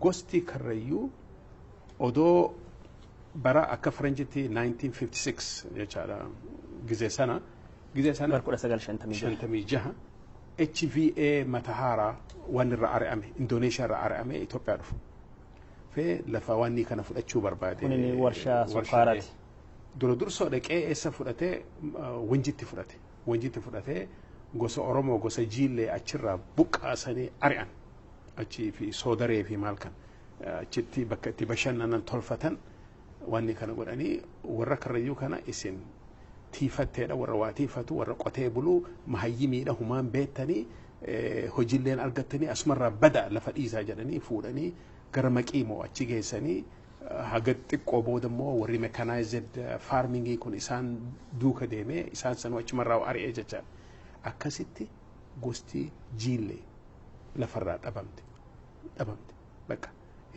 amma hoo dhugaadha. Hojii nun galchina jenaan isin timirtiin qabdan okay maanejera ta'uu hin dandeenyu barnoomsa qabna akkaawuntantii ta'uu hin dandeenyu injineera ta'uu hin dandeenyu teeknikaal maanejer warra opereetara maashinaa ta'uu hin danda'an ishii waan shankoora aalaa shankooraa kana dhaabuu fi qoncaraadhaan mogolanii baadhatanii tiraaktarra kaa'uudhaaf barumsa maal barbaada ilakkii jedhanii dhoowwanii namni jiilee tokko akka hojiin seenne dhoggame jechaadha. Biitii isaanirraa amma gaa limaatii jedhanii beeku kuwaa limaatii mixifaatiidha. Limaatii dhugaadhaa jara gartee dhufee maanejera tahee mahandisa tahee akkaawuntantii tahee hojii gaarii jiraatee viillaa fi teenis koortiif saniif limaatii dhugaadha jiru gaarii jiraatan. Ilmi jiillee immoo lafa abbaa isaa kan dur irratti loon horsiifatu dhabamee kuulummallee zabanyummallee dhoowwamee jechaadha. Wanuma akkasiitu biyya Karrayyuu kana keessa ta'e. Hoo dhufan Biheeraawi Paark Awaash Naashinaal Paark yookiin gartee kaloo qubsuma bineensaa kan Awaash jedhanii achi ka'an. Saala Gadamsi waan akkanaatu jira. Uummanni maal jedheeni okkee gaariidha. Loon keenya saawwan keenyaa fi gadamsi kunii fi saalaan kuni waliin dhalatanii waliin guddatan. Saalaa kana Irooparraan finne Gondarirraan finne kan as jiru. Kanaa jecha hojii nuu kenna lakki isin waan beektanii waa beekuu baannuus saalaa kana nuutuu tiksaa asiin ga'e loonis tiksuu hin beennaa saalallee tiksuu hin beennaa. Kanaa jecha zabanyaan nu godha qawweellee dha'uu ni beeknaa nama seeraan malee dhufu dhogguu dandeenya noono hin ta'u jedhanii dhoggan. Amma achi ka'aa jedhan biyya ilaalaa saalaatii fi waan isaa Karrayyuu bakka jedhan achirraa isaan kana buqqaasanii paarkii godhanii nama biraa fidanii zabanyaas waa hunda achuma godhanii isaan kana ari'anii eessa deemnaa hoo jedhan lafa martii jedhan deemaa jedhan martiin kuni amma bakka wanjii sukkaar faabrikaan itti jiru kana. Lafti kuni looniif hin ta'u. Lafti kuni maali? Gizee galaanni leenni Awaash kuni gizee gannaa kana balaqee guutee balaqeetiti biyya balleessa. Irraan dhangala'ee. Gizee kana dhaqeetiniini waan itti jira doddotii sarkama waan jedhanii mukaatu jira muka kana guddisa jechaadha. Margi hagi xiqqaa tokko jira. Gaalli san nyaata gaalli muka nyaata beeke marga nyaatu. Loon immoo hoolaa fi re'ee fi saawwan citaa yookiin marga nyaatan hin jiru. Akkasii janaan beeka deemaa si badaa jedhanii. Gizumaaf achuma keessa odoo jiranii amma Abaadir Irshaa Dirijjit yookiin Nuuraa Heeraa Irshaa Dirijjit jedhanii akkasumatti illee HVA mataaraan dhufee lafa san martii sanuu irraa fudhatan. Martii san fudhatanii deemaa badaa eessa deemna? Isinituun gara Hararitti ol deema. Isin Karrayyuun gara Arsiitti akkana ol deema jedhanii. Mee obbo Mahadii Hamiid Muudee waa'ee Karrayyuu Oromoo Jiillee Arsii Ituufaa keessattuu kan naannoo Awaashira nutti haasa'uu jirtanii. Naannoon kun akka sadarkaa Itoophiyaatti naannoo akka malee misoom jedhamu keessa naannoo tokko Matahaaraan achi jira warshaan sukkaaraa Matahaaraa Wanjiin achi akkasumas Nuura Heeradeeran achi Awaash Naashinaal Paark haroonni qooqalleen achi walitti hidhata karaa biraatiin ammoo Tandaahoo karaa Affariitillee daangaan sun hin jira Tandaahoo bakka jirbii irra facasan sun ammallee paarkiin Awaashii guddaan kulleen bakka hedduu irraa fudhata qonnaan martii kan namni amma burtukaanii fi loomii irra nyaatu biyya kulleen achi dhufa. Naannoon kun naannoo yeroo ammaa kana akka malee misoomee jedhanii haasawama. Lafti kun hundinuu amma kanatti qotamee jira yookaan waan adda addaatiif oolaa jira. Garuu naannoon riphaa lafaa ka Rift Valley jedhamu kunii fi laggeen Awaash gubbaa dhangala'u kun durii ilmi namallee achitti dhalatee luusillee achi dhuftee jiruun uummata Oromoo ka Karrayyuu ka Ituu ka Jiillee ka Arsii warri achi keessa qubatu wanni kun adoo hin dhufin duratti maal fakkaata akkatanii maanguddoota naannoo sun irraa odeeffatte dhageetatti. Biitii san biyya quufaati. Isin jedhe margaatu jira. Laga Awaashiitu jira bishaantu jira. Loon hedduu qaban, re'ee qaban, gaallan qaban kanarraa elmatanii aannan dhuganii baaduu baafatanii dhadhaa godhatanii jiruu gaarii jiraachaa turan. Haga gartee mootummaan dhufee lafa isaaniirraa fudhatin. Hoo lafti isaaniirraa fudhatamtu lafti margi hafe lafti bishaanii hafe amma loon isaanii amma manguddoon san ugaanaa himtu guyyaa maal jedhan warri Nuuraa Heeraa gartee qotiisni Nuuraa Heeraa fi Abaadir kuni fertilaayizarii isaanii kana fuudhanii gadi naqan. hoo gadi naqan ittiin himan marzi guyyaa tokkotti re'ee fi holayyii 300tu dhaqee bishaan san dhugee achumatti duuti. Maali onno marziidhaan nu fixan jennaan isintu balleessaa qaba inumaatu qaxa'amuu qabdan adabamuu qabdanii waan dhuftanii bishaan kana dhuydanii jedhanii mangistiin isaaniif tumsuu fi isaan qarqaruu waan bakka warshaa mootummaa dhuftanii daangaa sun jeeqxanii bishaan achi keessatti fayyadamtaniif balleessan keessanii mootummaa jedhan. Balleessan keessanii adabamuu qabdanidha. Hoolaa fi re'ee 300 dhabdanii miti adabamuu qabdan jedhaniini. Akkasitti namni kun waan mootummaan daangesseera bakka kana booda sichi dhufuu hin qabdan kana keessa seenuu hin qabdan jedhee daangesseera. Jedhee daangessee nu eessa dheenaa jennaan nun gaafatina bada kara barbaadan deema moo as dhufuu hin dandeessanidha. Namni kun eessa dhaqa hoo gara Afar dhaqan Afar immoo lafa kiyya seentan jedhee xiyyiitiidhaan isaan akka karaa olii kanan deemne laftii gaggaariin hin jirtu. Bakka lafuma wanni kana karaa malkaa jiloo kana dhiifama gammoojjii goggoyduu bishaan hin jirre keessatti namni meeqaan tama dhume gaafa amma 76 74 walloo gaafa jedhan ani karrayyuu kana keessa bahee ture dhugaa rabbi na yaadadha intala xinnoo gannee jedhaniin ganna amata 4-5 umriin isii halkan walakka asfaaltii kan rabba'anii jedhan bakka ni dhaabdaaf bishaan isin jedhan bishaan itti kenninee intalli xiqqoon tuni dandeettee about half a liter dhuydetiniin lafa dhawite. Awaashuma bir jiraatanii bishaan dheebotan. Awaash bira jiraati dhowwaasanii bakka achitti horiin isaanii du'ee birrii 5 sangaan irraa bitte isin jedha sangaa maaliin bitaa lafee bitta birrii 5 birrii 10 utoon duune duratti. Hagas takka namni kun miidhamee beelti fixxee dhabsuun fixxee gosti shanyiin karrayyuu lafarraa dhabamte.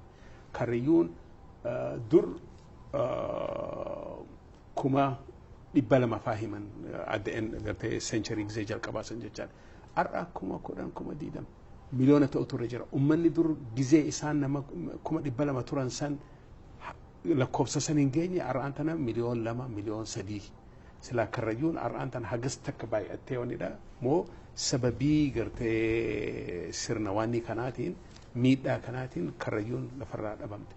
Garaa kaaniin warra malkaa jiloo kanaan duubatti gaaraa jira gaara malkaa jiloo kanaan duubatti namoota orgobbaatu jira namoota minjaar bulgaa maal jedhan kun hundumtu itti bobbahanii gizee mar faxnoo daraashii baanan amma federaalii jedhanii gizee sanitti faxnoo daraashiin kun karrayyuu kana fixee bakka hoo ajjeeftee gatiin qaba akkas ture. Mee obbo Mahadi wanni asi gaafachuu barbaadu uummanni karrayyuu jiillee ituu kun rakkoo hedduu keessa bahe tokkoffaa lafuufi dhabanii jiruu dhabanii horii dhabanii beelaaf dheebuuf fixe. Karaa biraatiin ammoo warshaaleen achi jiran suniin xaa'oo itti fayyadama keemikaala adda addaa kun hunduun qulqullaa'u bishaan san dhuganii sanillee dhumatanii jiranii. Karaa biraatiin mootummaan achi kaasee fakkeenyaaf warra karrayyuu gara naannoo maqii karaa shaashamannee godaansisee gariin ammoo karrayyuun baqatanii gara fantaallee sanii godaananii achitti ammoo uummata affaariifaa walitti bu'uu jalqabanii uummata karaa biraatiin Iisaa Somaaliidhaan Argobbaadhaan kaafillee waraanaaf fixe. Mee akeekan laftii karrayyuu laftii jiillee kun ati yoo gara Harargeetti dhuftee gara Finfinnee deemtu yookaan Walloo deemtu keessa deemte waan beektuuf yaadannoo keessa mee nu akeeki laftii daangaa warra garamidha. Biitii karrayyuu naannoo Hawaash kanarraa kaaftee Harargeerraa jechaadha. Haga gartee isaan dur awraajjaa Erarii fi Karrayyuu jedhan amma walleenuu baha shawaatu shawaa bahaati jedhaniisa hadaamaa jechaadha waan bulchiinsi isaanii. Haga walanciti malkaa jiloo ida'atee haga walanciti biyya boosat waradaa yookiin aanaa boosa jedhamu hagasitti ejjatan achirraa warra coorree jedhanii fi jiilleetu jira jechaadha. Arsiileen duuba saniin hin jirti. Biitii isaanii bal'oo akkanaati. Laftii yeroo ammaa kana akka yaadanna keessatti namni irra bashannanu akka Soodoree kunfaati bakki bashannana kun cufti dure lafa warra laf dheeduu warra turan. Lafa jiillee turan. Egaa amma achirratti Mataharaan dhaqee dhaabbateera, Wanjiin dhaqee dhaabbateera, akkasumallee Awaash National Park bakka sana jira, uummatni sun bakka sana buqqa'eera. Walumaa galatti uummati Jiilee, gosti Jiilee yeroo ammaa maal fakkaata? Dhugaa rabbi gosa Jiilee bakka isiin jirtuu fi hagam haga taate namni beeku ka jiruun seeku. Maaliif tamsaate adda facaate lafti isii irraa fudhatamte ari'amte taraa tokko maqii dhayxee taraa tokko achirraa ari'ama akkuma nama deemi achi taa'e isiin jedhan hoo dhayxee achi waggaa lama sadii ta'essu ammas dhufanii achirraa si ari'an akkuma saree ari'amaati bakka isaan jiran ka beeku hin jiru lakkoofsa isaanii ka beeku hin jiru. Akkasumatti illee warri karrayyuutti illee akkasuma dhabamaa jiran lafti isaanii kan akka malkaa jiloo kun har'a waan hin fudhatee guddinni amaaraa fudhatee amaara jala jirti. Amaara jala jirti. Amma inumaatu siqaa asfaaltii gartee finfinneerraa gara har deemu kanayyuu bakka baandiraa isaanii dhaabbataniitu jira jechaadha. Amma dubbii misoomaa kanatti hoon deemuu barbaadu dhugaa rabbi misooma amma afaan dur hojjeta itti dubbatanii fi amma afaan itti dubbatanii illee tokko duris limaatii jedhaniin har'allee limaatuma jedhan. Ani immoo akka kiyyatti silaa limaatii jechaa baatanii xifaatii jedhan irra dhugaanatti fakkaata. Maaliif naan jaa mee haalaallu Oromoo fi xifaatii Oromoo badii warra biraa orma biraa dhufee achi qubatuuf ammoo amma laal jarri kun dhufee wanjii qubate soodaree qubate soodaree Jiilee kamii Arsii kamii ka soodareetti maanejara ta'e ka soodaree san dhufee achitti bashannanu kami faabriikaa wanjii sukkaar jedhamu san keessatti Jiilee kamtu maanejaraa hookiin injineeraa hoolmaan hin jiru. Kuni beeka dhugaadha jarri kuni viillaalee air conditionii maal waan jiruu isaanii mi'eessaa kan hunda tolfatanii damooza mindaa gaarii argatanii akka gaariitti jiraatanii ilmaan ofii barsiifatanii jiruu gaarii jiraataa jiran dhugaa isaaniif limaati. Dur caala durooman dur caala horii guddaa qaban dur caala jiruun isaanii mi'ooftee jiraate. Warri Itoophiyaa marru sukkaara wanjirraa bahuu fi sukkaara Matahararraa bahuun buna hadhaawaa mi'eeffatanii dhugan jiruun isaanii mi'ooftudha. Jiruun Jiilee jiruun karrayyummoo hadhooftudha. Jiilee fi karrayyuun kakaleessa akka gaariitti loonii fi horii fi gaallan qabaatanii aannan qabaatanii dhadhaa qabaatanii jiruu gaarii jiraataa to'an har'a lafarraa dhabamanii lafti isaanii maal taate lafa isaanii keessatti hojii dhoowwaman. Mee maanejaran godhin injineeran godhin barnootan qaban jenne gabrummaatu nu godhe gabrummaa habashaatu barnootan dhorke. Nama gartee haala shankoora haala dhaabee achiin qoncaraadhaan mogolu digirii kan barbaada hin barbaadu silaa qaxaruu ima danda'an ture. Ilmaan isaanii fuudhanii lafa isaanii irraa fudhatanii sila mana barnootaa xiqqaa tokko godhanii ilmaan isaaniitillee achitti barsiisan ilmaan isaanii amma gaa waggaa 50 fi 60 dura dubbachaa jirra. Waggaa 50 fi 60 keessatti silaa ijoolleen Jiileetii fi ijoolleen karrayyuu ijoolleen ituu kan biyya lafa sanarraa ari'amte ammaan maasters PhD argattee achitti jeneraal maaneejaraa fi chief injineer maal ta'uu dandeessii jechaadha. Kun hin godhamne. Wanni godhame bada dhabama lafa kanarraa deema hoo lafa kana dhuftan isin ajjeefne jedhanii hoo gaajarri wallaalee dadhabee hoo dhufu makiinaadhaan arihaa madhii makiinaadhaan itti arihaatitti beekaa makiinaa itti ofa gahu godhaa makiinaadhaan dhaawaa ilma namaa dirree hawaash kanarratti ilmaan karrayyuutu fi ituu ari'anii odoo namni fiidee makiinaa jalaan baatu makiinaan si dhaqqabee makiinaan gommaadhaan si dhahee hiree qabaattu miilli kee caphee moggatti kuftee teessa. Hiree moon qabaatiin sirra bahee sirra jeessa namni maaliif ilma namaati moo ilmoo saree ajjeeftu jedhee gaafatu jiru akkuma saree isfaaltii irratti irra fiidee ajjeeftutti ilmaan karrayyuutii fi ilmaan ituu ajjeesaa bahan uummanni kun akkas godhaa ture. Kawaan kan godhe jechuun nami jeessu kun mootummaa godhumoo dhuunfatti godha takka. Lammaffaa immoo gaafa fakkeenyaaf kanaan dura warra karrayyuu magaala dhufan shanan ijjeesan sana murtiin mootummaa yookaan mootummaa maal godhe warra isaan ijjeessuun jechuun karaa haqaa fiduuf. Haqa maal odeessite boo haqaa fi seerri Oromoo haqan qabu seeran qabu biyya san keessatti. Namni warra san godhu warra gartee mootummaan qaxaree awree dirijjitii jedhaniin amma teeppiin qaban ka waggaa 40 duratti manguddoo karrayyuuti odeessee waan godhe. Manguddoon ta'aniiti natti himan maqallee beekan mogos kan jedhaniin shufeera awuree dirijjitii mashashaa kan jedhaniin shofeera achi naashinaal paarkii isaanii kan kana oofaa itti abbaatu jedhee fiigaa dhufee waggaa nama iddoo jalaa fiidu dhufee si dhawu makiinaadhaan si dhawu loon keetii fi re'ee kee makiinaan dhawu akkas jedhanii natti himatan ani ijaan argee amma isaan ajjeesanii dhawan jeen himaan jiru waliin an jedhaa jiru waan manguddoo natti himteedha dubbii kana hunnoo reediyoo voice of oromatti baaseera audio san dhaga'uu danda'an namni barbaade. Anillee waan san dhagahee jira nu bineensa hanqanne awuree hanqanne ilmi nama makiinaan dhooftanii fixxanii waan jiru waan dhagayeesse allee. Akkas taasisa manguddootti himate. Egaa mee dubbii kana gaggabaabsaa yeroo deemnu kun kan inni ta'e egaa wanta seenaa waggaa 50 duraati. Har'ammoo yeroo ilaallu biyyattii sana keessatti sochii yeroo ammaa barattoonni Oromoo itti jiran hin beektanii akka sila dubbannee koloneel Takkaa Tulluu yeroo kaastanii warra gullalleeti jettanii gosa isaanii wajjin kaastanii haasaatti jirtan amma yeroo ilaallu gosi sun haalatti naannoo sanarraati badaa jirudha fakkeenyaaf galaan gosa jedhu yoo fudhattanii yoo akka godinaatti fudhanne immoo buraayyuun kun laga xaafoon kun haala inni itti yeroo ammaa godinaaleen addaa Oromiyaa gara Finfinneetti walitti makamaa jirtutu jira inni kun misooma jedhu gama kaaniin barattoonni immoo misooma mini jechaatti jiru isin mee haala yeroo ammaa Oromiyaa keessatti adeemaa jiruu fi sochii barattoota Oromoo akkaataa kamiin ilaalaatti jirtu mee isarraati waan nu haasaa. Sochiin barattoonni Oromoo godhaa jiran kuni sochii haqaa sochii sirrii sochii ilmaan Oromoo marru wama danda'aniin deeggaruun irra jiru sochii haqaati. Wanti mootummaan Itoophiyaa hojjechaa jiru cubbuu miidhaa rakkoo akkuma bara dhibba dura gosti gartee gullallee handura Finfinnee keessaa darbamtetti akkuma ummanni jiillee wanjirraa darbametti akkuma ummanni karrayyuu mataa hararraa darbamee hiyyummaa mudate sanitti.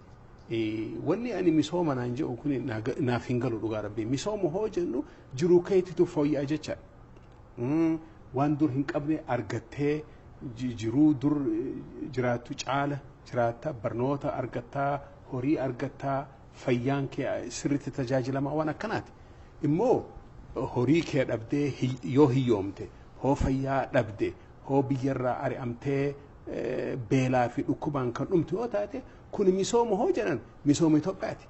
Misoomni limaatiin Itoophiyaa akkan immoo addunyaatti kun limaatiin jedhamu xifaatiin. So anaaf gizee Itoophiyaa keessatti limaatii jedhan gaafa xiyyaa anteenaa xiyyaatu dhaabbata. Maaliif jennaan eenyu balleessuuf deemanidha. Namaaf gartee abbaa biyyaa ummata saniif waa hojjechuu odoon ta'in ummata san lafarraa fuudhanii balleessuu waan ta'eef jecha san xifaatiidha.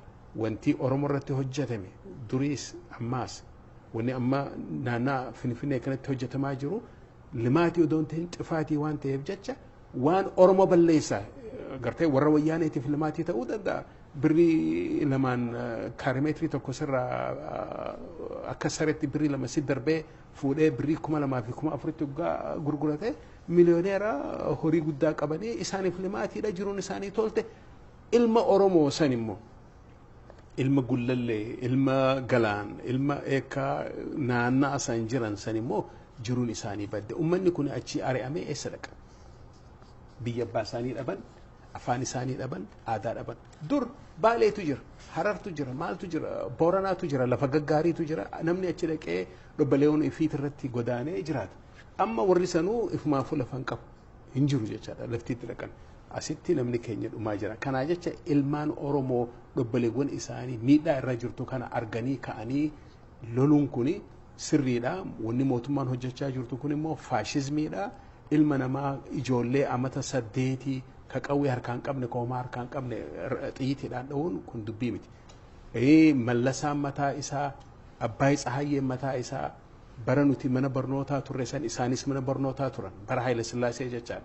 Gizee nuti bara sanitti waan inni salfiin kun hin hayyamamu illegal hayyamni hin jiru. Amma immoo maal jedhan hiriira bahuu hin dandeettaa it is legal sin jedhan. Bara ittiin hayyamanu sani bara illegal jedhan sanitti nuti yuunivarsiitii irraa gabbaanee dhagaa kana fudhannee poolisii kana dhagaadhaan dhoof Faxuma Daraashii jedhan kana. Piyaasaa kana seennee tiniini dhagaa dhownee. Kun bara Haile Sillaasee. Bara Haile Sillaasee kana hunda mastawaatii kana caccabsaa turre. Warri san kiirgaazii nurratti darbanii tiniini akka ija keenya gubuu san booda nu ari'aatii hoo nu dhaqqaban dullaadhaan si dhawan. That's it. Nama jeesuun jiru. Nama jeesuun xiyyiitii dha'uun hin jiru gaafas. Mallasaan hundi Abbaay Tsaahee ni jira salfii gaafa inni godhu eenyutu xiyyiitii Haile Sillaaseen xiyyiitii asirratti hin dha'u. Kuni jarri waan Haile Sillaaseen hin hojjetin hojjetaa jira. Gaafa Mallasaa fi Abbaay Tsaahee mastawaatii cabsan eenyutu xiyyiitiidhaan isaan dhahe hin jiru. Kuni ilmi Oromoo kan amata 8 mana eenyu cabsee xiyyiitii mastawaatii eenyu balleesseeti xiyyiitiin dhawamu. Kuni faashistummaa Haile Sillaasee caaltuu jechaadha. Kanaa jecha dhugaa rabbii wanni amma nama Oromoo baasu namni Oromoo mataa olii galfatee tokko tahee qabsaawee badii tanarraa if baasuu qaba. Hoo kuna keessaa namni Oromoo jabaatee cimee waan hin godhin badiin Oromoo fagoo miti. Ani obbo Hamid gaafi dhumatti akka qaba.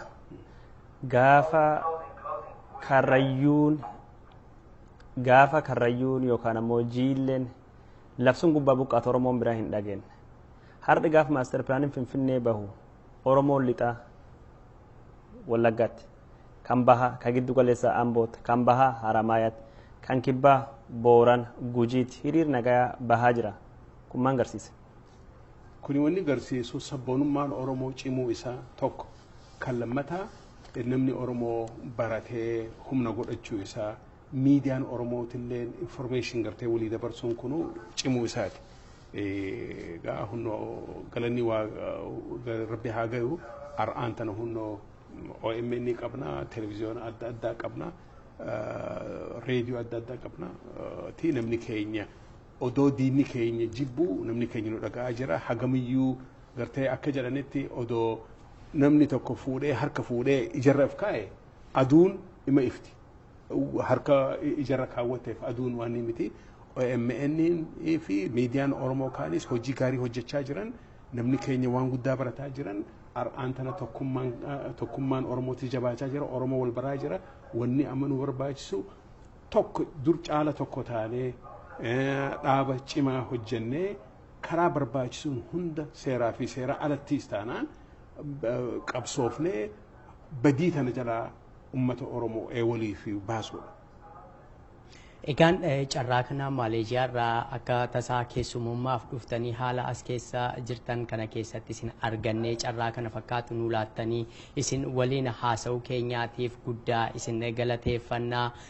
Egaan daawwattoota keenya kan nu caqasaatti jirtan yeroo ammaa kan irraa haasa'aatti jirru waa'ee miidiyaa akkasumas immoo dhimma lafaarraati barreessaa gaazexeessaa fi hayyuu fiiziksii kan ta'anii Hamid Muudee wajjin. Egaan haga ammaatti nu waliin turuu keessaniif guddaa galateeffachaa sagantaan haga ammaatti qabannee dhiyaanne kanuma turtii gaarii nagaatti.